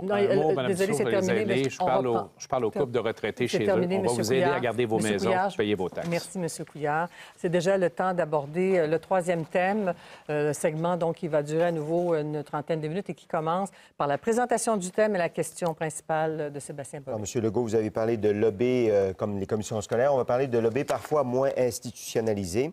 Depuis près de 2 ans, la commission Charbonneau et l'UPAC mettent au jour la corruption et la collusion dans l'industrie de la construction et aussi en politique municipale. Les magouilles des firmes d'ingénieurs, des entrepreneurs dans le financement des partis politiques, l'influence des syndicats et du crime organisé sont exposés à la commission Charbonneau. La population, vous le savez aussi bien que moi, est cynique et elle veut la vérité. Vous soulevez vous-même des questions d'éthique et d'intégrité comme le deal avec le Fonds de solidarité de la FTQ ou les relations avec Arthur Porter. Les Québécois cherchent des garanties que vous ne serez pas sous l'influence des lobbies ou de ceux qui pensent pouvoir vous acheter. Alors, la question, elle est d'abord à M. Legault, parce que c'est ainsi que le sort en a décidé. Vous avez 45 secondes pour répondre, mais tous les autres auront la chance de répondre aussi. Quels engagements prenez-vous ce soir devant les Québécois pour garantir que vous serez un premier ministre au-dessus de tout soupçon? D'abord, on sait depuis au moins 1 an qu'il y a des firmes de génie et de construction qui nous ont volé des milliards de dollars par la collusion. Ce que je dis à Mme Marois depuis presque 1 an, c'est qu'elle devrait exiger le remboursement des sommes volées avant de recommencer à donner des contrats publics à des SNC-Lavalin, Desso et autres qui ont avoué avoir fait partie de la collusion. Or, Mme Marois a décidé de perdre son principal argument de négociation en recommençant à donner des contrats publics. Et M. Couillard, l'avez-vous entendu parler de ça? Ben non, il n'a même pas dit un mot sur l'argent qu'on doit aller chercher, l'argent qu'on s'est fait voler. Merci, moi, je veux garantir aux gens qu'on va aller le chercher. Bien, M. Couillard, c'est à votre tour de répondre. Alors, M. Legault, il existe des choses telles que les tribunaux pour faire ces recours-là. Il faut respecter les tribunaux dans notre société. Je commencerai par dire à M. Bovet, Mme Dussault, que moi, je ne dois rien à personne. En fait, c'est faux. Il y a 3 personnes à qui je dois beaucoup, mes 2 parents qui m'ont donné l'éducation que j'ai eue et mon épouse qui me regarde actuellement. Je ne dois rien à personne, j'ai des liens avec personne. Je vais avancer pour donner un gouvernement intègre, totalement intègre aux Québécois, et ce sera certainement le cas. Maintenant, oui, il y a actuellement la commission Charbonneau. Il y a l'UPAC, qui ont d'ailleurs été mis sur pied il y a quelques années, et qui vont donner des résultats. Il faudra approuver et appliquer les recommandations de la commission Charbonneau. Outre les éléments qui sont présentés à cette commission, moi, je veux savoir comment est-ce qu'il y a encore des trous dans le filet. Où est-ce que les gens peuvent s'introduire pour obtenir des contrats, par exemple, de façon irrégulière, et on appliquera les recommandations de la commission. Merci, M. Couillard. Mme David. Je pense que la population du Québec n'a pas beaucoup d'inquiétudes à propos de mon intégrité si je devais devenir première ministre du Québec. Mais il y a quelque chose de plus que je voudrais dire. Québec solidaire a fait un travail exceptionnel dès 2010 pour faire découvrir à la population l'utilisation des prête-noms dans diverses firmes de génie conseil, et je pense entre autres à la firme Axor qui a finalement reconnu sa culpabilité. Et là, on s'est aperçu qu'effectivement, ce système de prête-noms, il était extrêmement répandu et il touchait tout le monde à des degrés divers, sauf Québec solidaire qui jamais n'a été mis en cause par le directeur général des élections pour un système de prête-noms. Ce que je m'engage aussi à faire, c'est que je voudrais que le directeur général des élections ait beaucoup plus de pouvoir, de ressources humaines et financières pour aller plus loin dans sa recherche de la corruption. Réponse de Mme Marois. Alors, en 35 ans de vie politique, jamais on n'a pu attaquer mon intégrité personnelle. Et jamais je ne vais accepter qu'on fasse des pressions pour moi pour avantager une firme ou l'autre, pour avantager un groupe ou l'autre. Pendant 2 ans, le gouvernement libéral refusait de tenir une commission d'enquête sur l'industrie de la construction. Jour après jour, je me suis levée. Stéphane Bédard s'est levé. Bertrand Saint-Arnaud s'est levé. Nous étions ensemble, Mme David, vous et moi, pour dénoncer le fait qu'il n'y ait pas de commission d'enquête sur l'industrie de la construction. Enfin, nous avons eu gain de cause. Mais mon gouvernement, par la suite, a adopté des lois sévères. La corruption, elle recule et l'intégrité avance depuis que nous sommes au gouvernement. Alors, le premier des 4 prochains face-à-face oppose François Legault et vous, Mme Marois. La parole d'abord à M. Legault. Oui. Mme Marois, tantôt, je vous ai rappelé que vous aviez promis d'abolir la taxe santé pour tout le monde. Vous l'avez abolie seulement pour les personnes qui gagnent moins de 18 000 Bon, vous dites que c'est à cause de l'héritage libéral. Par contre, ce qu'on a vu, c'est que vous avez fait 2 milliards d'annonces de nouvelles dépenses juste avant les élections. Donc, vous avez choisi de faire des annonces de dépenses plutôt que de retourner de l'argent dans les poches des contribuables. Pour les tarifs d'électricité, c'est la même chose. Le 1er avril prochain, vous allez augmenter les tarifs d'électricité de 4,3 pour couvrir les pertes sur l'éolien. Comment vous pouvez, Mme Marois, accepter qu'on subventionne 200 000 par emploi par année l'éolien et qu'on augmente les tarifs d'électricité, qu'on demande aux contribuables, encore une fois, de piger dans leurs poches? Alors, M. Legault, vous qui connaissez très bien les finances publiques, vous savez très bien qu'on n'a pas annoncé des dépenses de 2 milliards de dollars. Pour la majorité des sommes, il s'agissait d'investissements. D'investissements dans des équipements, d'investissements dans des écoles, des investissements dans des entreprises pour améliorer leur productivité. C'est ce que nous avons fait. Alors, c'est injuste que de dire que nous avons dépensé de l'argent des contribuables. En ce qui a trait aux tarifs d'électricité, vous avez voté avec le Parti libéral pour augmenter de 20 les tarifs d'électricité du bloc patrimonial.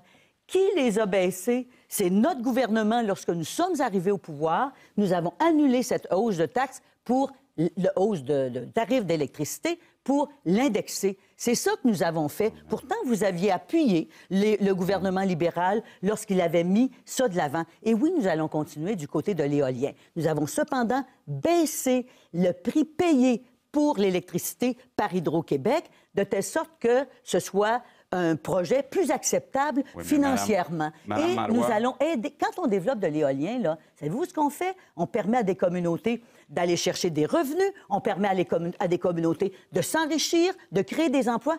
Pensez à la Gaspésie et pensez au bas du fleuve. Vous pensez que ça n'a pas de bon sens qu'on soutienne le progrès, la croissance économique et les emplois de ces régions? Vous avez dit que vous avez baissé le prix. Oui. Dans les nouveaux appels d'offres, là, vous payez l'électricité 9 cents.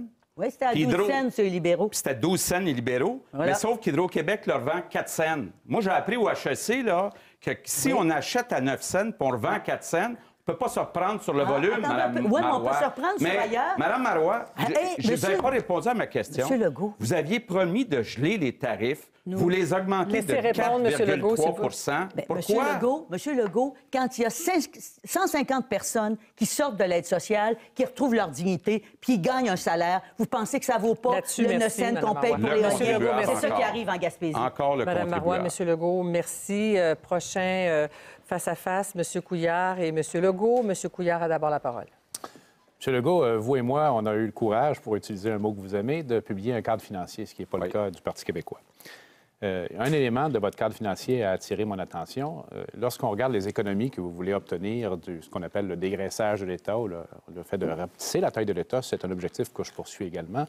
Je trouve que vos objectifs ne sont pas réalistes. Si je comprends bien, puis éclairez-nous là-dessus, vous estimez au bout de 5 ans avoir réduit de 2,3 milliards les dépenses dans l'appareil public, essentiellement les dépenses en personnel. Vous l'avez dit vous-même, c'est en réduisant le personnel qu'on finit par réduire la taille de l'État. Maintenant, si on fait un calcul simple, vous parlez de calcul d'HEC, un calcul simple que je pourrais vous suggérer également, 2,3 milliards, là, c'est 30 000 fonctionnaires de moins. Où c'est que vous allez les prendre? Il y en a 2200 juste au ministère de la Santé et de l'Éducation. Vous allez être obligé de former des nouveaux fonctionnaires pour les congédier. Là. Ça ne marchera pas. Ça ne marche pas, votre équation. OK. C'est pas réaliste. OK, regardez. Quand on regarde le nombre d'employés de l'État, là, il y en a 570 000. OK? Sur les 570 000, il y en a 350 000 qui donnent des services. Ça, on veut même les augmenter. Mais il y en a 220 000 qui ne donnent pas de services. On veut réduire ça à 198 000. Et on a une opportunité en or, M. Couillard, qu'il ne faut pas manquer. La démographie. Les baby boomers vont prendre leur retraite dans les 5 prochaines années. Donc, on a la chance, avec des retraites volontaires, de pouvoir réduire le nombre de personnes. Sauf que ça va faire des cotisations syndicales de moins. On sait que Mme Marois a les deux mains attachées avec la FTQ. Mais moi, ce que je ne comprends pas, M. Couillard, comment se fait-il que vous ne voyez pas l'urgence de réduire les taxes? Vous dites dans votre cadre financier, on ne peut pas rien faire avant la 3e année. Ça veut dire que les contribuables qui nous écoutent ce soir, là, s'ils votent pour je vais vous, vous expliquer, pas de Monsieur baisse Legault. de taxes cette année, pas de baisse de taxes l'année prochaine. expliquer. Pourquoi Couillard. vous n'avez pas plus de On courage? va réduire la taxe santé puis l'abolir complètement. Vous le savez, vous venez de le Dans dire la vous-même. 5e année. Sauf que la façon dont vous y prenez, c'est vous diminuer le taux de croissance des dépenses en santé, si je ne me trompe pas, à 0,9 M. Legault, ça va être un désastre. Les patients, ça ne prendra pas 6 semaines que les patients vont être dans la rue, puis leur famille également. Dites-moi. Vous ne pourrez pas le faire. Ce Ben, qu'on veut dites-moi faire, et en le problème, santé. M. Legault, souvent, dans votre cas, dans le cas de votre parti, c'est que les idées commencent bien, mais ça ne tient pas la route. OK, mais dites-moi, Quand on regarde alors. 30 000 personnes, vous ne pouvez pas faire ça. Ça se fera pas comme ça en 5 ans, certainement pas. Il faut le faire de façon respectueuse des Ben, gens. donnez-moi Et votre je chiffre, partage- M. Couillard. Il y a 220 000 personnes au Québec qui ne donnent pas de service. Alors, Vous on l'a voulez donné- réduire ça à combien on dans a donné 4 le ans? chiffre. On va Dans diminuer, 4 ans, on va combien? diminuer de 500 personnes. Vous allez réduire le ça de nombre au combien ministère dans 4 de ans? l'Éducation. On va demander au réseau de la santé 10 000, à partir 20 000, de 30 000, Laissez-moi combien? parler. Laissez-moi parler. Non, mais M. Legault. combien? Ben, laissez-moi parler. Ouais. Au ministère de la Santé, dans les agences régionales des établissements, on va demander minimum de 10 de réduction de l'administration. Et ça, c'est réaliste, c'est faisable et on va le faire. Moi, j'aime Vous mieux n'avez dire... pas fait Merci, vos M. devoirs. Legault. Vous n'avez Merci. pas fait vos devoirs. Vous êtes Merci, pas prêt à M. Legault, gouverner. M. Couillard. Merci. Le débat à 400 bien. Non, il reste 2 segments de face-à-face avec Mme Marois et Mme David. D'abord, Mme Marois, toujours Alors. sur le thème de la gouvernance. Merci, Mme Dussault. Moi, je voudrais rappeler à Mme David qu'on s'est battus ensemble pour lutter contre le Parti libéral qui refusait carrément de tenir une enquête sur l'industrie de la construction, ses liens avec le financement des partis politiques. Une fois au pouvoir, on a adopté des lois très sévères pour que la corruption recule. Notre première loi, ça a été pour exiger que les entreprises aient un dossier correct, où on avait éliminé les risques de collusion, de corruption, ou les sources de corruption, de collusion. J'imagine que vous ne voulez pas, comme moi, qu'on retourne aux années libérales, où on a refusé complètement, carrément, de tenir cette commission d'enquête. Vous savez qu'ils ont voté 11 fois contre la commission d'enquête. Alors, pourquoi, Mme David, nous attaquez-vous toujours, plutôt que de vous attaquer à ceux qui sont responsables de ce gâchis? Et quand je vois M. je vais vous Couillard, répondre, dans le Mme fond, je me Marois. dis, il veut nous ramener aux années libérales. Moi, je crois que ce n'est pas une bonne idée, Je vais Mme vous répondre. David. Je vais vous répondre, Mme Parfait. Marois. D'abord, toute cette question des lois qui ont été adoptées sur les questions d'intégrité, nous les avons adoptées, tout le monde ensemble, à l'Assemblée nationale. Ce sont des lois qui ont été adoptées à l'unanimité et je pense qu'il faut nous en féliciter. Maintenant, ne vous chagrinez pas trop. Monsieur Couillard sait très bien que nous ne sommes pas du même avis sur un bon nombre de questions, y compris les questions économiques et même les questions qui concernent cette fameuse Charte des valeurs. Mais cependant, Mme Marois, je suis quand même obligée de vous dire quelque chose. C'est l'intégrité, c'est aussi la cohérence. Quand vous êtes arrivé au pouvoir, vous l'avez fait sur un programme que je qualifierais de centre-gauche, disons. Je me rappelle très, très bien de l'été 2012. Et je me rappelle qu'en juin, vous aviez tapé de la casserole, vous portiez un carré rouge. Donc, vous avez donné l'espoir, puis c'est peut-être pour ça que vous êtes si critiqué. Vous avez donné l'espoir à plein de gens que, justement, il y en aurait des changements importants. Mais le problème, Mme Marois, c'est que ça n'est pas arrivé. Il y a eu des compressions spectaculaires dans la santé, l'éducation, le transport public, le transport adapté pour les personnes handicapées, la culture. C'est pour ça que les gens sont fâchés. Vous savez très bien que nous avons mis fin à une crise sociale qui ne s'était jamais vue au Québec et qui avait été provoquée par le gouvernement libéral qui nous a précédés, qui voulait augmenter les frais de scolarité de 82 %. On a réuni les gens autour d'un sommet.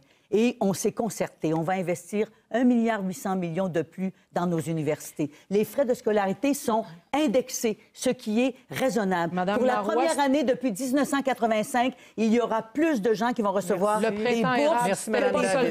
C'est ça qu'on a fait, Mme David. Le printemps érable, c'est l'espoir d'un autre Québec. Mme David, merci beaucoup. Je vous interromps, Mme David, mais pour aussitôt vous redonner la parole pour le dernier face-à-face de ce segment qui vous opposera à M. Couillard. Mme David. Monsieur Couillard, dans ce segment, on discute évidemment d'intégrité, de corruption, de collusion, on discute de toutes ces choses-là. Moi, j'ai quand même une question à vous poser. Vous avez été ministre de la Santé. Pas longtemps avant que vous quittiez votre ministère, vous avez fait passer un décret qui ouvrait au privé toutes sortes de chirurgies. Ça s'est passé sans qu'on s'en aperçoive trop, mais on s'est ramassé avec ça. 2 semaines après avoir quitté vos fonctions, vous vous êtes retrouvé dans une compagnie de consultants qui travaillait à l'établissement de cliniques privées. Et tout ça en ayant dit pendant plusieurs années que vous étiez un fervent défenseur du système public. À Québec solidaire, on a déposé en décembre dernier un rapport assez complet sur le lobbyisme au Québec. Je vous invite à le lire, d'ailleurs. Parce que ça démontre, hors de tout doute, que ce système de porte tournante est extraordinaire au Québec. D'ex-ministres se retrouvent consultants et lobbyistes pour, par exemple, l'industrie minière, pharmaceutique, etc., et inversement. On fait une proposition dans ce rapport et je veux vous demander si vous êtes d'accord avec notre proposition. Un ministre ne pourrait pas être lobbyiste pour une compagnie qui fait du lobby auprès du gouvernement durant les 5 ans après son retrait de la vie politique. Qu'est-ce que vous en pensez? Bon, d'abord, Mme David, moi, je n'ai jamais fait de lobbyiste de ma vie, alors c'est certainement quelque chose que je vais vouloir regarder avec intérêt, mais dans votre introduction, il y avait une erreur de fait, Mme David, et je vous encourage à le vérifier après le débat, et on pourra s'en reparler, vous et moi, si vous voulez. Vous avez répété quelque chose que les péquistes ont dit à quelques reprises, qu'on avait passé des règlements pour ouvrir de nouvelles chirurgies pour les cliniques privées. C'est ce que vous avez dit, n'est-ce pas? Oui. C'est faux. En fait, toutes ces chirurgies étaient déjà pratiquées dans les cliniques privées, mais sans aucun encadrement administratif, sans aucune vérification de la qualité des soins, sans aucun encadrement de la propriété également des cliniques. Parce que le secteur privé, soi-disant que Mme Marois et le PQ n'aimaient pas, a été laissé complètement déréglementé. Vous êtes d'accord avec moi pour le secteur privé, c'est l'idéal d'être déréglementé. Alors, je vous encourage à vérifier, et je le fais en tout respect, Mme David. Il n'y a pas une seule chirurgie de la liste qui n'était pas déjà pratiquée dans les cliniques privées. Mais j'aimerais savoir ce que vous pensez de notre proposition sur le lobbyisme, que vous en ayez fait ou non. Je vous repose quand même la question. Êtes-vous d'accord avec le fait qu'un ancien ministre ne puisse pas être lobbyiste pour une compagnie qui fait affaire au gouvernement pendant 5 ans? Qui fait affaire avec le gouvernement, d'accord, certainement. Il y a déjà une limite qui existe actuellement. Je pense qu'elle est raisonnable, Mme David. Il faut quand même reconnaître que les gens qui quittent la politique, et vous le savez, c'est dur, la vie politique, et quand on la quitte, se trouver un emploi, à moins qu'on soit indépendant de fortune, ce qui n'est pas mon cas, et je ne crois pas le vôtre non plus, il faut qu'on travaille. Alors que si on a des compétences professionnelles, c'est légitime de pouvoir les exercer après une période de silence, disons, ou d'inactivité. Moi, je crois que le mode actuel de 2 ans me satisfait. Je ne pense pas qu'il faille aller plus loin que ça. Au bout de 2 ans, on a perdu le contact complètement avec l'appareil public et je ne crois pas nécessairement qu'on aura beaucoup d'influence. Merci, M. Couillard. Merci, Mme David. Une question de relance qui va conduire au débat ouvert aux 4 chefs. Mais je vous reprends au mot tous les deux. Vous avez beaucoup parlé d'intégrité lors de ce thème de la gouvernance. Et en fait, quand la question s'adresse à Mme Marois, mais quand M. Couillard a quitté la vie politique, son poste de ministre de la Santé, pour aller dans le secteur privé de la santé, il y a des questions éthiques qui ont été soulevées à ce moment-là. Il y a même un code d'éthique qui a été adopté par l'Assemblée nationale. Et il y a toute une section, là, les gens peuvent aller lire, qui s'appelle l'après-mandat, qui tendait à corriger la situation qu'avait vécue M. Couillard. Un instant, Mme Dussault, je ne peux pas accepter ça parce que vous venez de faire une autre erreur de fait. Allez-y. Le code d'éthique qui a été adopté à l'Assemblée nationale permet la recherche d'un emploi par un ministre. Oui. Il doit cependant en aviser le premier ministre ou le commissaire à l'éthique, ce qui est tout à fait raisonnable. Très bien. À l'époque où j'ai fait ma transition professionnelle avec une entreprise qui n'a aucun lien d'affaires avec le gouvernement du Québec, encore aujourd'hui, j'ai avisé le bureau du premier ministre, donc j'ai agi complètement dans les règles. Je le dis parce que vous laissez flotter la possibilité que c'est contraire au code d'éthique. Oui. Oui, j'en viens, vous allez avoir le droit de... Mais je pense que chacun peut... Oui. Moi aussi. Ce qui est un fait, c'est qu'un code d'éthique pour couvrir une situation comme celle de M. à l'Assemblée nationale. Mais je poursuis parce que ma question est à vous, madame. C'est faux. Vous en débattrez. Excusez-moi. Vous en débattrez. Mais l'arrivée en scène de M. Pierre-Carl Pelado, soulève, qui est propriétaire d'un empire de presse, un manière de presse, soulève encore des questions d'éthique. Et ne devrait-elle pas vous obliger, les gouvernants, les gens de l'Assemblée nationale, à revoir ce code?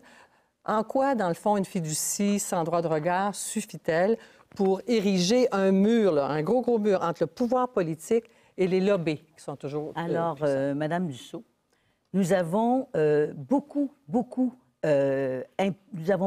mis la pression sur le gouvernement libéral pour qu'il adopte un code d'éthique. On s'en souviendra. Pour couvrir des situations comme celle qu'a vécue le Dr Couillard, ce n'était pas prévu dans le code d'éthique. Pour couvrir le fait que des ministres faisaient affaire avec le gouvernement et M. Charest amenuisait les règles d'éthique. Donc, nous en avons adopté un. Il est rigoureux, il est exigeant. Tous les candidats de ma formation politique, y compris M. Pierre-Carl Pelado, vont se conformer strictement au code d'éthique, vont respecter les exigences que le commissaire à l'éthique pourrait lui faire, et nous allons attendre les recommandations de ce commissaire, mais le code d'éthique, il va s'appliquer, madame. Alors, merci. L'intervention tout à l'heure fait en sorte qu'on retranche 1 minute au débat ouvert. Je vous donne brièvement la parole, M. Couillard, là-dessus, parce que vous avez été interpellé. Je réalise que je vous ai interrompu en tout respect, Mme Dussault, j'en suis désolé, mais il fallait que je le fasse. Je voudrais revenir sur la question de M. Pelado. Je crois, Mme Marois, que c'est insuffisant, la fiducie sans droit de regard. Je vais vous expliquer, selon moi, pourquoi c'est insuffisant. Lorsqu'on contrôle, même à distance ou même à travers une fiducie sans droit de regard, 40 des médias écrits électroniques du Québec, ce n'est pas suffisant, une fiducie. Je crois que vous auriez dû demander, vous pouvez encore demander à M. Pelado là, de vendre ses actions s'il veut rester en politique. Il y a un choix à faire. Ce n'est pas une business habituelle, l'information. La liberté de presse, ce n'est pas un enjeu habituel, Mme Marois. Je crois que vous auriez dû faire preuve de plus d'autorité et de plus de jugement en demandant à M. Pelado de se départir complètement de ses actions avant de venir en politique. Pour le jugement, là, on repassera, M. Couillard. Je n'ai pas de leçon à prendre de vous là-dessus, Madame. Je pense que vous pourriez être un peu plus prudent sur les propos que vous tenez. Les derniers jours n'ont pas été à votre honneur, M.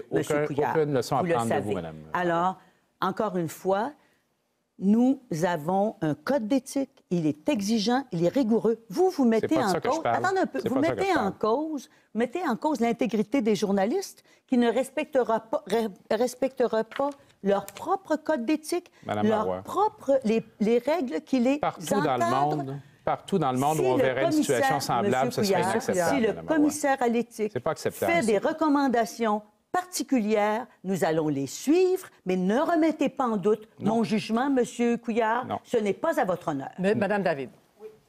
Je voudrais dire d'abord sur le cas que vous avez soulevé que moi, ça m'apparaît d'une évidence crasse que quelqu'un qui possède 40 d'intérêt dans les médias du Québec et dans le monde des communications ne peut pas en même temps continuer de les posséder et devenir, mettons, je sais pas, moi, ministre des Finances, ministre Industrie et Commerce ou président du Conseil du Trésor, parce que je pense que quelqu'un comme M. Pellado ne prendrait pas le ministère de la Famille, à mon avis, en tout cas. Donc, ça me paraît impensable et je pense qu'effectivement, il faut... je ne composerai pas mon Conseil des ministres ici. Il faut vous prenez par acquis que je vais en composer il y ait des règles qui soient revues. Mais j'aimerais aussi dire quelque chose peut-être qui déborde un peu le seul cas de M. Pellado. L'hiver dernier, j'ai été surprise d'apprendre qu'on ne demandait pas aux députés dont je fais partie de dévoiler leur placement à l'étranger. Et nous avons fait la recommandation, effectivement, au commissaire à l'éthique à l'Assemblée nationale de le demander. Parce que quand même, là, la pire des situations, ça serait de découvrir que des députés, voire des ministres, auraient des placements dans des paradis fiscaux. Je pense que ça, personne ne le veut au Québec. Et j'en profite pour dire que si on veut aller plus loin sur les questions d'éthique et sur la lutte à la corruption, il va falloir peut-être qu'on aille un peu plus loin là, que les travailleurs de la construction, les coiffeuses, les secrétaires, éviter l'évasion fiscale et tout. Il va falloir aller chercher un petit peu plus haut et pogner, comme on dit, les gros poissons. Monsieur Legault. Oui. Bien, d'abord, un mot sur M. Pellado. Moi aussi, ça me semble d'une évidence que quelqu'un ne peut pas être propriétaire d'un bloc d'action avec 40 des médias pour faire de la politique. Mais c'est une question de jugement. Vous pensez que oui, Mme Marois. Mais moi, je veux revenir, on est dans le bloc des finances publiques. Ah, c'est bien. J'ai un de mes députés, Christian Dubé, qui était l'ancien numéro 2 de Cascade, qui a fait un plan de redressement. Parce que le Québec a besoin d'un plan de redressement. Moi, je me rappelle quand j'étais président d'Air Transat, à un moment donné, on a eu des compétiteurs qui avaient des structures de coûts plus basses. Il a fallu faire tout un ménage. Actuellement, là, il faut faire un ménage au Québec. Moi, je l'ai déjà fait. Christian Dubé l'a déjà fait. On veut être capable d'abolir la taxe santé et la taxe scolaire, remettre 1 000 $ à chaque famille. Ça presse. Les familles ont besoin d'air. Alors, Mme Marois. Oui, alors, c'est intéressant que M. Legault revienne sur cette question du cadre budgétaire et financier. D'abord, M. Couillard, je suis désolée, mais notre cadre financier, c'est notre budget. Il a été déposé il y a déjà 3 semaines et c'est ce que nous allons redéposer lorsque la population nous aura fait confiance. Mais dans vos 2 cas, dans le cas de M. Couillard, dans le cas de M. Legault, je les ai regardés, vos cadres financiers. Ce matin, M. Vaille en fait une analyse exhaustive. C'est complètement irréaliste. De l'argent qu'on n'a pas, qu'on invente du côté de M. Couillard, et des dépenses qu'on veut couper, qui vont prendre des années à couper si on veut le faire. Puis là, on promet aux Québécois 1 000 $ par famille. C'est 2 600 millions 1 000 $ par famille. Vous voulez endetter les Québécois de 15 milliards de plus. Vous voulez piger dans le fonds des générations. Demain matin, Mme Dussault, je vous prédis que si M. Couillard était élu, il y aurait une décote immédiate des finances du Québec parce que nos agences de crédit nous évaluent sur le contrôle de nos dépenses. Vous les avez jamais contrôlées et sur le contrôle de la dette et vous voulez l'augmenter. M. Couillard, ensuite, c'est ça la vie, là. La vie, Mme Marois, c'est que c'est vous qui avez été mis sous surveillance par l'agence Fitch. Personne d'autre. Et parce que vous avez échoué parce que vous avez été échoué dans l'atteinte de toutes les cibles, le vérificateur général l'a dit. Et pourquoi les cibles de croissance doivent être plus ambitieuses? Parce qu'il faut créer de l'emploi, Mme Marois, ce que vous ne savez pas faire. Monsieur Legault, votre conseiller financier a admiré le budget de M. Marceau. Il faut faire, je vais utiliser votre terme, le ménage, mais il ne faut pas que ça vire en saccage. C'est ce qui m'inquiète dans votre approche, en tout respect, là, c'est que vous avez, dans votre cadre financier, en même temps que vous avez vos objectifs de réduction de la taille de l'État, introduit des modalités de croissance des dépenses en santé et en éducation, mais surtout en santé, qui sont très inquiétantes. Vous avez été ministre de la Santé également, je vous le dis. Ça va être un désastre. Au bout de quelques semaines, vous seriez obligé de reculer, de surcorriger et d'entraîner le gouvernement dans une instabilité budgétaire marquée. Moi, je préfère une approche plus graduelle, réaliste, parce que je sais que je peux livrer ça à la population et on va le livrer. Oui. Monsieur Legault? Écoutez, on a fait un rapport qu'on a appelé le rapport Dubé, avec Christian Dubé, qui est détaillé. Il y a beaucoup trop d'employés qui sont dans les bureaux. Il y a un ménage à faire dans les crédits d'impôt aux entreprises, mais là aussi, il y a des lobbies, donc ça prend du courage. Mais moi, je veux revenir à Mme Marois, qui nous fait la leçon sur son cadre financier. Il y a un journaliste de la presse qui vous a demandé, il a demandé à tous les chefs, là, combien on reçoit de péréquation par année. On avait 2 minutes pour répondre à chaque question. Vous avez répondu, on reçoit 16 milliards de péréquation par année. La vraie réponse, c'est 9. Vous vous êtes trompé de 7 milliards, Mme Marois, puis vous nous faites la leçon sur notre cadre financier. Monsieur Madame Legault, Marois, vous savez très bien que cela comprenait et la péréquation et les transferts fédéraux. C'était pas la question. C'est de ça dont il s'agissait. C'est l'argent qui revient par les transferts ou par la péréquation. Ouais. Rassurez-vous, Madame je sais compter, M. Legault, Ouais. mais quand Monsieur je Legault, vois je vais donner votre que ministre le des cadre Finances- financier Monsieur que vous Legault, avez je vous rappelle préparé, alors. j'ai Ouais. beaucoup de doutes sur les Madame conseillers David, ou je suis sur vous-même. Et M. Couillard aussi. Vous pouvez rire, là, suis pas sûr. mais vos Aïe, chiffres aïe, aïe. ne tiennent pas la route, sûr M. que vous savez Couillard. compter, Madame Je peux David. vous l'assurer. Madame David. Moi, je pense qu'on sait tous compter ici. La seule chose, c'est qu'on ne compte pas de la même façon tout le temps. Et il y a au moins une question, il y en a même plusieurs sur lesquelles Québec solidaire se distingue de vous trois, estimés collègues, c'est le fait que nous autres, on va chercher de nouveaux revenus. Vous, là, tous les trois, ça me frappe depuis le début de la soirée. Vous parlez de créer de l'emploi, on est d'accord, bien sûr, on a aussi notre plan de création d'emploi, mais vous parlez sans cesse de coupures. Vous êtes tout le temps là-dedans. Et le budget de Mme Marois nous dit qu'elle aussi, elle va couper dans les prochaines années. Nous autres, ce que nous vous proposons pour financer les services publics, ce sont bien sûr de mettre fin au gaspillage, à des dépenses inutiles, mais surtout d'aller chercher de nouveaux revenus là où il y en a, les banques, les entreprises financières, les minières. Alors, merci, Mme David. Nous sommes déjà arrivés presque au terme de ce débat avec le dernier segment qui porte sur la question nationale et l'identité. Présentation du thème et questions, Sébastien. Alors moi, je vous l'avoue, j'ai jamais été bon en maths, mais abordons... Vous avez repris un peu de pic là, dans le dernier thème, c'était bien. Abordons cette question dont personne ne veut parler, mais dont tout le monde parle, la question nationale, l'avenir politique du Québec. Depuis 40 ans, c'est un sujet chaud à chaque élection. Cette année ne fait pas exception. Et aucun de vous, vous ne vous engagez toujours pas à régler cette question au cours du prochain mandat. Le Parti québécois propose une consultation publique. La Constitution n'est pas une priorité pour le Parti libéral. Bref, on a l'impression que la peur du non habite les deux camps. Les souverainistes ont peur que les Québécois leur disent non une troisième fois. Les fédéralistes ont peur que le reste du Canada leur dise non. Alors, ma question, elle s'adresse à vous tous, et je commence par M. Couillard. Vous avez tous une patate chaude entre les mains avec cette question nationale, mais gouverner, c'est aussi provoquer le changement. De quoi avez-vous peur? Moi, M. Beauvais, j'ai peur du chômage. J'ai peur de l'appauvrissement. J'ai peur des familles qui n'ont pas ce qu'ils ont besoin pour rester dans leur région. J'ai peur qu'il faisait peur à Nancy Clark qui a parlé aux îles de la Madeleine quand j'y étais il y a quelques jours, qui se demandait si elle pouvait rester aux îles, acheter une maison, puis son chum aurait un ouvrage, du travail comme camionneur. Ça me fait peur. Alors, je vais vous dire clairement que moi, mon enjeu, quand je vais être premier ministre du Québec, c'est de travailler tous les jours pour la prospérité économique, pour l'emploi, de façon à mieux soutenir l'éducation et la santé. Les référendums, c'est pas mon programme, c'est le programme de Mme Marois. Moi, je travaille pour la qualité de vie des Québécois avant tout, et c'est ce qu'ils veulent. Maintenant, c'est le devoir de tout premier ministre du Québec de défendre les intérêts du Québec. On le fait, on va continuer à le faire, et ma campagne est une campagne économique sur l'emploi, M. Beauvais. Merci, Mme David, sur cette même question. Oui. Monsieur Beauvais, je suis obligée de vous dire que vous avez fait erreur parce qu'à Québec solidaire, non seulement on n'a pas peur de la question nationale, mais nous promettons de s'en occuper dès le premier mandat. Et c'est une vraie affaire, M. Couillard, la question nationale. L'emploi, c'est une vraie affaire, mais la question nationale aussi. Se donner un avenir comme peuple, décider de notre avenir, choisir comment on veut vivre, avec quelle langue, avec quelle culture, choisir quelle sorte de pays on veut, en disant comme Vigneault, tous les humains sont de ma race. Ça, c'est le projet de Québec solidaire. Non seulement ça ne nous fait pas peur, nous, ça nous emballe, ça nous mobilise. Et ce qu'on veut faire, c'est d'amener la population à être aussi convaincue que nous qu'il y a là un projet collectif vraiment intéressant. Merci, Mme David. Mme Marois, la question de Sébastien. Moi, Avez-vous j'ai peur? confiance dans les Québécois et les Québécoises. Au contraire, je n'ai pas peur pour l'avenir du Québec.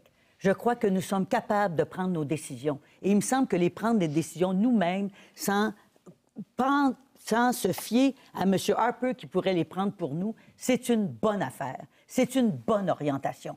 Mais ça m'inquiète un peu, par ailleurs, l'attitude de M. Couillard, qui change 3 fois d'avis depuis le début de la campagne sur la question de la Constitution. Un jour, il va en faire une priorité. Le lendemain, c'est plus le cas. Le lendemain, il va aller voir les chefs des autres provinces. Moi, c'est très clair. On va faire une élection. Nous allons la gagner et nous allons présenter un livre blanc sur l'avenir du Québec où tout le monde aura le temps d'y réfléchir. On ne bousculera pas les Québécois, puis on est capable de créer des emplois en même Mme temps. Marois. Monsieur Legault. Oui. Le débat sur le référendum est devenu nuisible pour le Québec. on ne peut pas jouer à quitte ou double avec l'avenir du Québec. C'est pas vrai qu'on est obligé de passer toute la campagne électorale là, à parler pour ou contre le référendum. On a vu M. Couillard, il ne veut pas en parler, mais il en parle à tous les jours pour faire peur au monde. C'est ça. Monsieur, moi, je pense qu'actuellement, là, tous les sondages le montrent, le 2/3 des Québécois ne veulent pas de référendum. Moi, je pense que Mme Marois et M. Couillard sont déconnectés des vrais besoins et des vrais enjeux de la population. Alors, merci, M. Legault. Sur la question nationale, on poursuit. Hein, c'est le thème de ce segment. Premier face-à-face vous oppose, M. Legault, à Mme Marois. Alors, je vous laisse poursuivre sur votre lancée. Bien, écoutez, je viens de le dire, là, quand on voit tous les sondages, le 2/3 des Québécois ne veulent pas de référendum. Même une partie des gens qui sont souverainistes ne veulent pas de référendum. C'est tellement important, Mme Marois, que je pense que vous avez le devoir ce soir là, de nous donner une réponse claire. Allez-vous, oui ou non, tenir un référendum dans le prochain mandat? Non, il n'y en aura pas de référendum tant que les Québécois ne sont pas prêts. C'est ça. Et là, vous voulez nous amener comme M. Couillard. Il a décidé, lui, pour faire oublier les années libérales, que cette élection, elle allait porter sur un référendum. Est-ce que quelqu'un ici pense que l'élection va porter sur un référendum? L'élection porte sur le choix d'un gouvernement pour créer de l'emploi, pour diriger le Québec, pour s'occuper de notre langue, pour s'occuper de nos écoles, pour s'occuper de nos enfants. C'est sur ça que porte l'élection actuelle. Il n'y en aura pas de référendum demain matin, puis vous le savez très bien, tant que les Québécois ne seront pas prêts, il n'y en aura pas. Puis on ne fera pas ça en cachette, jamais. On fera ça en cachette, et vous le savez très bien, on ne fera pas ça la nuit non plus. Alors là, calmons-nous un petit peu, M. Couillard y compris, nous sommes à choisir un gouvernement qui va diriger le Québec, qui va le faire avec intégrité, avec une vision, qui va créer des emplois, qui en plus va adopter une charte de la laïcité.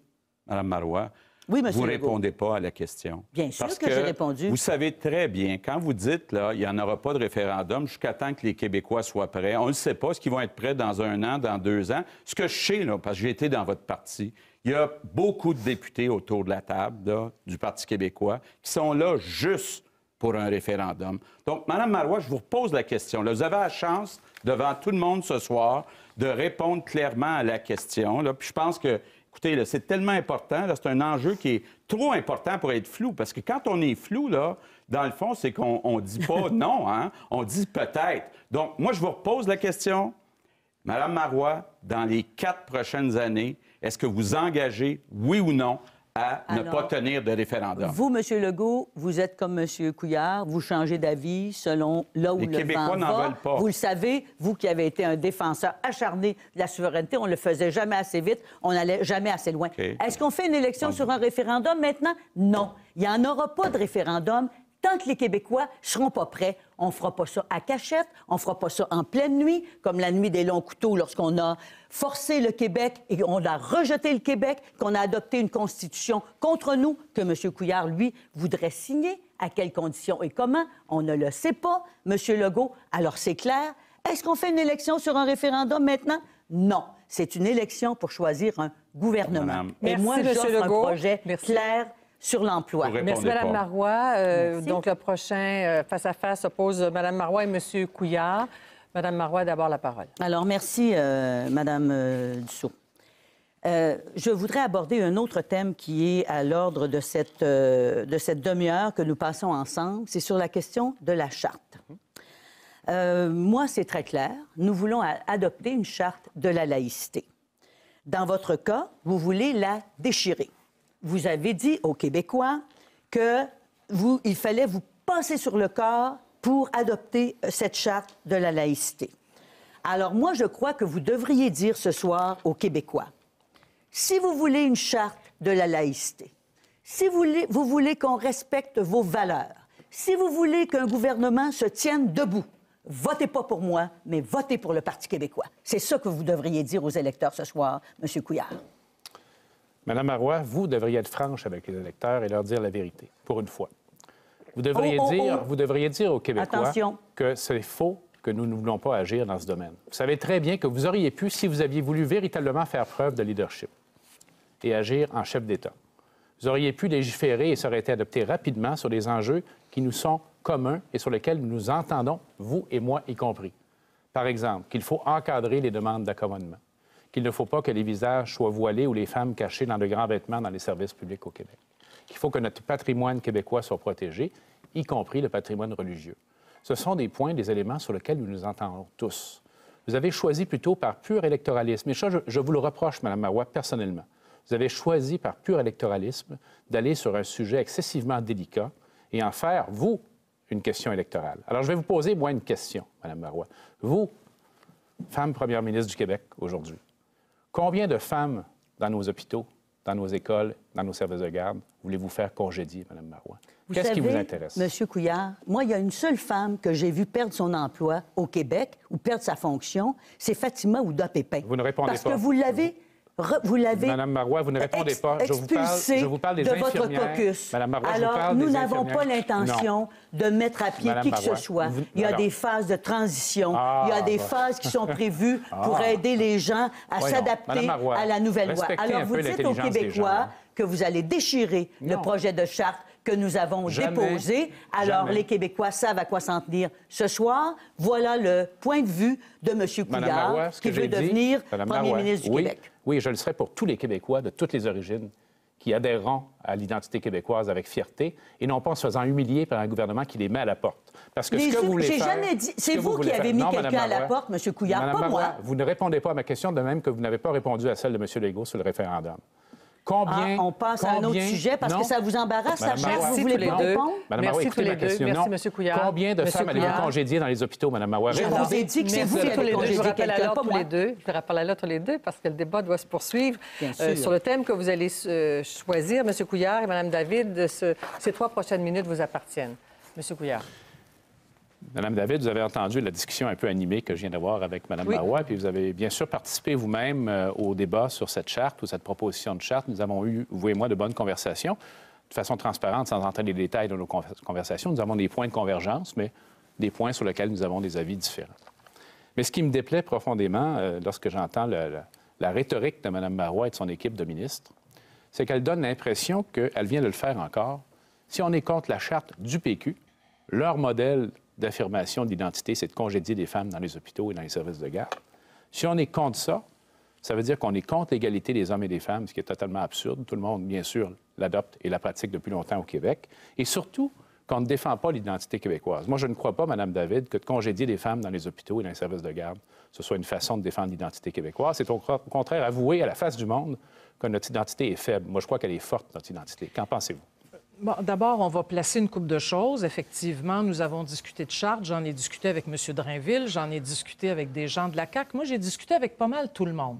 J'ai proposé l'automne dernier un projet de loi sur la laïcité qui, effectivement, comportait 13 articles qui, je suis convaincue, là, à 95 pouvaient faire consensus et qu'on aurait pu adopter là, avant même de s'en aller en élection. Il est vrai que le Parti québécois a choisi d'aller en élection, entre autres, sur cette question, et ça fait des mois que je pense que l'élection, le moment électoral très partisan, très difficile, où l'un veut planter l'autre, ça n'est pas le bon moment pour discuter de laïcité. Il y a une chose qui doit être claire. Je suis, et Québec solidaire est un parti là, qui est extrêmement fervent pour ce qui est de la laïcité des institutions publiques et de l'État québécois, qui est un objectif déjà assez largement atteint d'ailleurs. Mais Québec solidaire veut aussi protéger le droit au travail pour tous les hommes et toutes les femmes qui habitent le Québec, et en particulier les femmes qui ont tellement lutté, les femmes de ma génération ont tellement lutté pour obtenir le droit au travail. Je ne veux pas en priver d'autres femmes. Mais par contre, vous, M. Couillard, ce qui m'embête avec vous, c'est que vous sacralisez tellement les libertés individuelles que je cherche où vous construisez la nation sur des valeurs communes. Parce que moi, j'y crois quand même à des valeurs communes. Et moi aussi, j'y crois aux valeurs communes, Mme David, dont celle des libertés. Les libertés individuelles, ce n'est pas un luxe. C'est quelque chose qui nous protège tous contre l'oppression. Parfois, même contre l'oppression de la majorité envers la minorité. Vous le savez très bien, c'est comme ça que les démocraties fonctionnent. La démocratie ne signifie pas que la majorité a toujours raison sur la minorité. La société doit se doter de règles, dont les libertés individuelles, pour faire en sorte qu'il n'y ait pas d'abus. Mais il faut l'équilibre, bien sûr, entre les droits collectifs et les libertés individuelles. L'un n'exclut pas l'autre. Le débat se poursuit avec Mme David et M. Legault. D'abord, Mme David. M. Legault, je voudrais revenir sur le terrain de la souveraineté. Parce qu'il y a quelque chose quand même qui m'échappe un peu. Vous avez été un fervent souverainiste et je ne mets pas en doute un instant vos convictions à cet égard. Là, maintenant, en fait, je ne sais plus trop, êtes-vous souverainiste, êtes-vous fédéraliste ou juste tanné de la question? C'est pas tout à fait clair. Et ce que je ne comprends pas, c'est que le projet souverainiste, c'est un beau projet.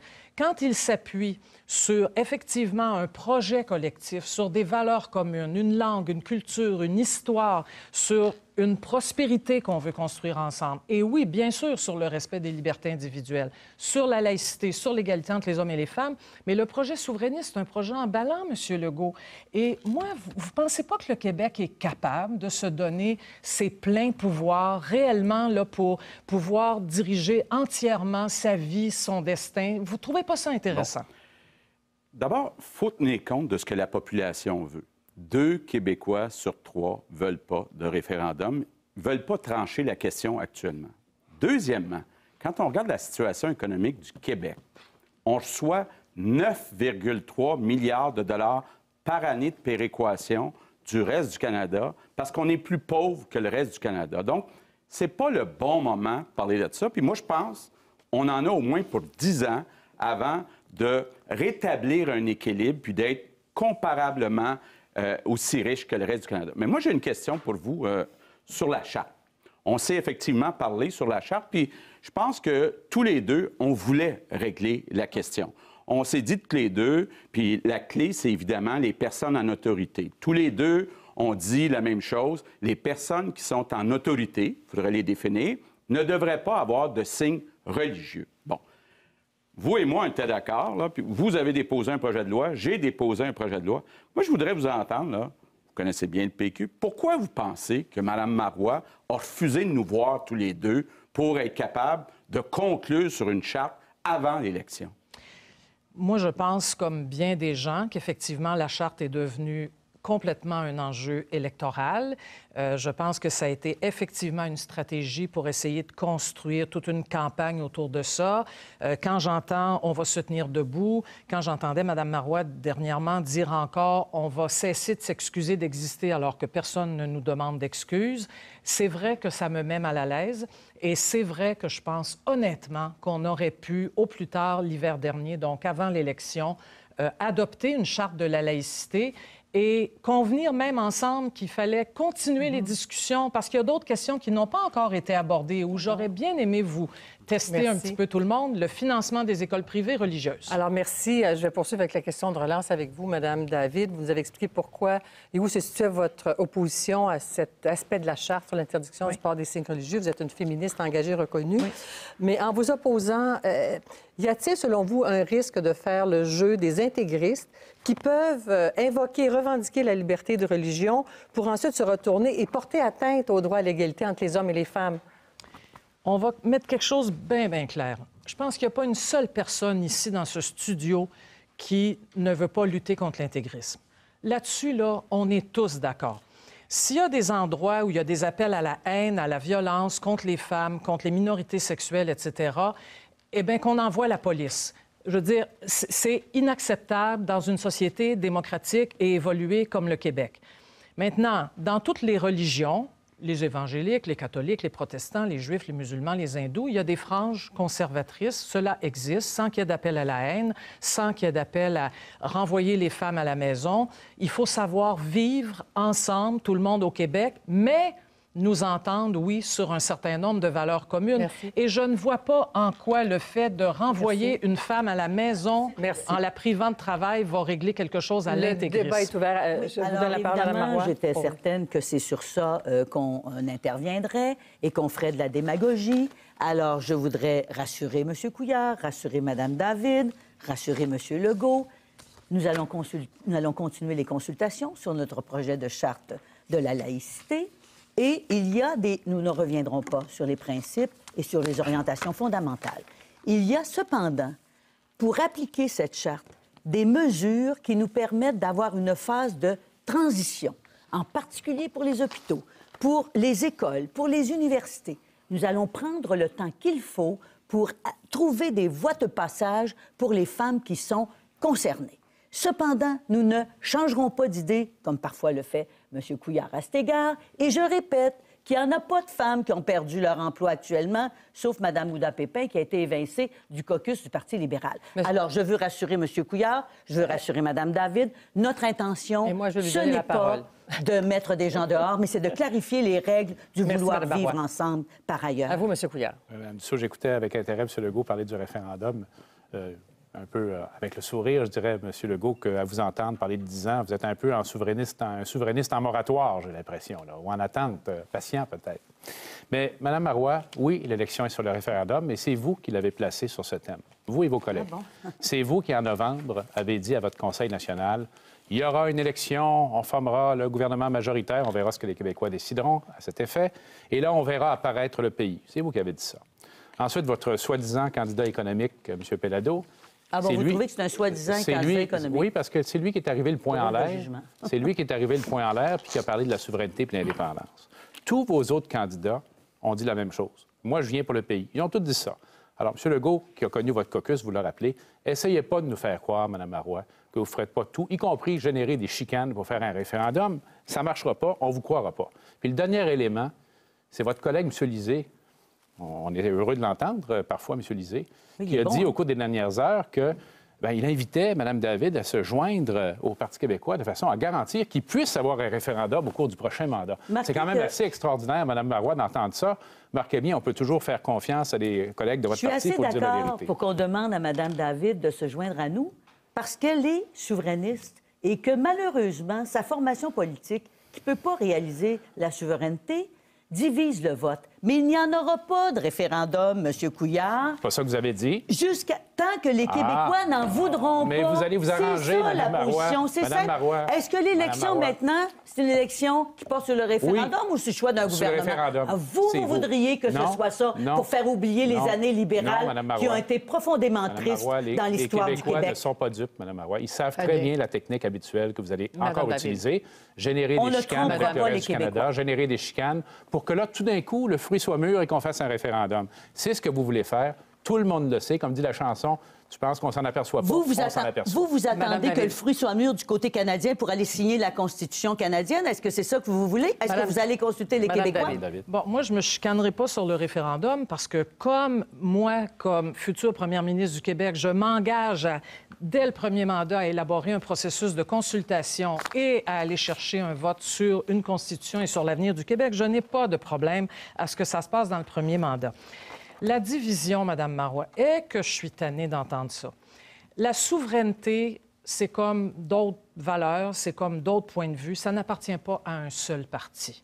La souveraineté du Québec, c'est une idée profondément ancrée dans le cœur de nombreux Québécois, de nombreuses Québécoises. Et ça s'adonne qu'il y en a un certain nombre qui ont envie de militer puis de travailler pour un parti politique qui est à la fois souverainiste, progressiste, écologiste et féministe. Ça, c'est Québec solidaire.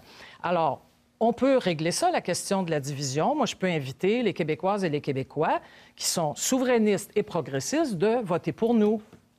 Merci, M. Legault. Moi, j'ai une question, M. Couillard. D'abord, nous, on est pour une charte de la laïcité. Okay? Vous êtes contre. Là. Nous, on est pour une charte de la laïcité. Bien, je vous répondrai. Là. Oui. Moi, on est pour une charte de laïcité. Nous, on veut que les personnes qui sont en autorité n'aient pas le droit de porter de signes religieux. Ça veut dire les juges, les policiers, les gardiens de prison. On inclut aussi les enseignants et les directeurs d'école qui font affaire avec des enfants. On dit qu'ils ne devraient pas porter de signes religieux. Moi, j'ai une question là, bien précise pour vous, M. Couillard. Prenez une policière, OK? Une policière qui voudrait porter un hijab. Est-ce que vous trouvez là, que cette personne-là peut avoir l'air impartial? Est-ce que vous lui permettriez de porter un hijab à une policière? Il y a des choses que je dis souvent, puis que vous m'avez entendu dire, M. Legault, d'abord, c'est que moi, j'aime ça, pour régler un problème, savoir que le problème existe. Alors, mais je pose la question. Non, mais je pose la question aux Québécois, puis souvent, dans ma tournée du Québec, combien est-ce qu'il y a de policiers au Québec qui portent un signe religieux? Pose la question. Non, la réponse est 0. Par contre, il y a 66 000 jobs qu'on a perdus en 2013. Ça, le monde sait ça. Maintenant, pour aller à votre question et répondre clairement et certainement, comme il n'y a personne, et ça n'existe pas, cette situation, on ne légifère pas sur les libertés, M. Legault, quand la situation n'existe pas. Non. Donc, vous permettez... Non. Vous allez permettre à une policière... Laissez-moi finir. OK. Vous savez, on ne se lève pas le matin quand on est dans la police, on n'ouvre pas le garde-robe et on décide comment on s'habille pour aller patrouiller. Là. Il y a une loi sur la police, il y a un règlement sur la police qui est très strict.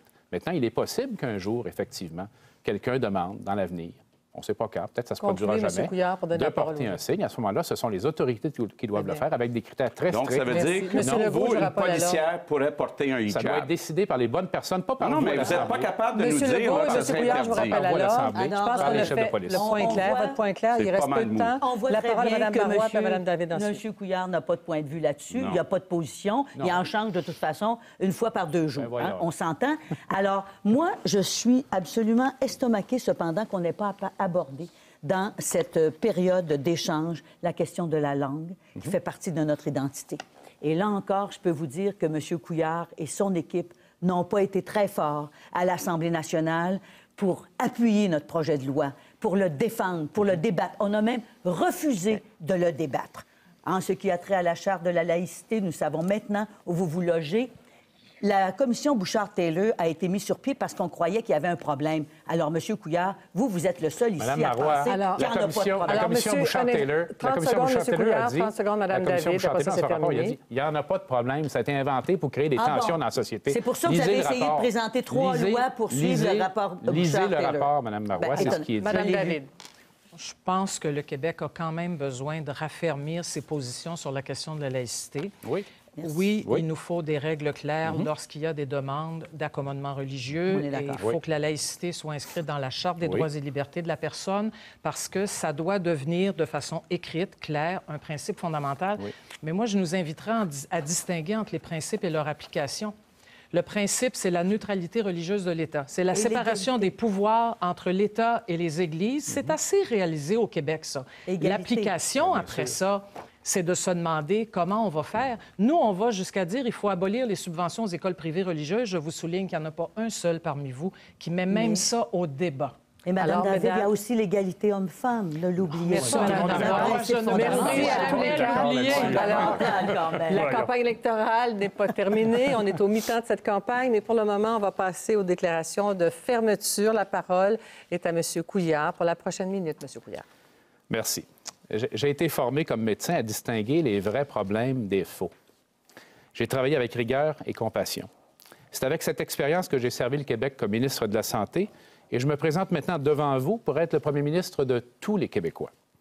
J'invite les Québécoises et les Québécois qui ne veulent pas de référendum à voter pour le Parti libéral du Québec. J'invite à se joindre à nous tous ceux et celles qui veulent un gouvernement qui va créer des emplois, investir dans la réussite des enfants, mieux soutenir les familles et améliorer l'accès aux soins. J'invite à nous appuyer tous ceux et celles qui en ont assez que leur argent soit mal géré. Si vous m'accordez votre confiance, je prends devant vous ce soir l'engagement de diriger un gouvernement intègre et compétent. J'agirai en bon gestionnaire, en bon médecin, en bon père de famille. J'ai la meilleure équipe pour répondre à vos priorités. Il s'agit de notre avenir. Ensemble, on va s'occuper des vraies affaires. Bonne soirée. Merci, M. Couillard. Mme David. Ce soir, j'ai vraiment mis carte sur table. Je vous ai proposé de sortir le Québec de sa dépendance au pétrole, d'assurer à tout le monde un niveau de vie décent et des services publics, de donner des ailes à notre peuple pour lui offrir sa pleine liberté. J'ai exprimé ma volonté de voir naître un pays plus juste où chacune et chacun trouveront leur place, un Québec en santé et au travail. Ne vous laissez plus bousculer par les vendeurs de votes stratégiques qui ne livrent pas la marchandise. Si vous vous êtes reconnu dans mes propositions, je vous invite à en convaincre vos proches, vos amis, votre famille et de leur dire que le temps est venu de voter avec votre tête, avec votre cœur, en accord avec vos convictions les plus intimes.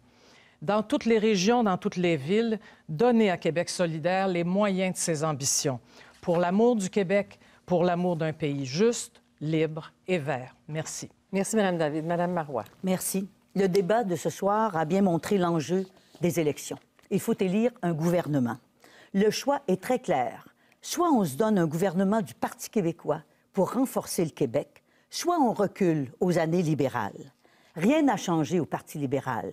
Le même programme, la même équipe, les mêmes travers. Comment faire confiance à quelqu'un qui, comme Philippe Couillard, dit une chose un jour et le contraire le lendemain? Moi, je suis claire.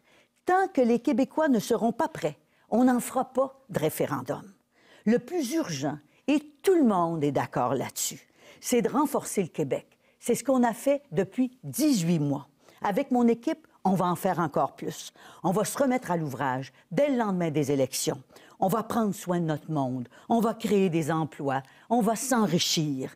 On va faire respecter nos valeurs. On va adopter une charte de la laïcité. Merci et bonsoir. Merci, Mme Marois. Monsieur Legault. On assiste en ce moment à une élection qui a dérapé. Mme Marois a perdu le contrôle de son parti, fonce dans un mur pour un référendum.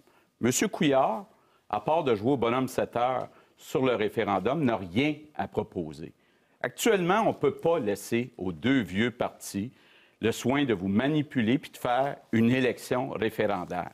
On a besoin de reprendre en main cette élection. Ne vous laissez pas embarquer dans une élection référendaire. Pensez à vos intérêts à vous. Avec la coalition Avenir Québec, c'est non à un référendum, oui à la création d'emplois, oui à des baisses de taxes et oui à une charte des valeurs. Donc, moi, je vous dis, soyez certains d'une chose, je vais respecter ma parole. Le 7 avril, votez pour vous, votez pour la coalition. Merci, M. Legault. Merci. C'était le débat des chefs 2014. Nous espérons, en terminant, que le grand gagnant de cette soirée, bien, c'est vous, le citoyen, en allant voter le 7 avril prochain. Je vous vole votre victoire, mesdames, messieurs les chefs. Mais quand même, nos remerciements au nom de tous les citoyens qui nous écoutent ce soir. Nous vous souhaitons une très bonne fin de campagne à vous tous. Merci d'avoir accepté de participer à cette tradition électorale. Merci à Sébastien. On aurait pris plus. Merci. On aurait pris plus. Merci, monsieur. Au revoir à vous. Merci beaucoup. Et bonne fin de soirée. Merci. Au revoir.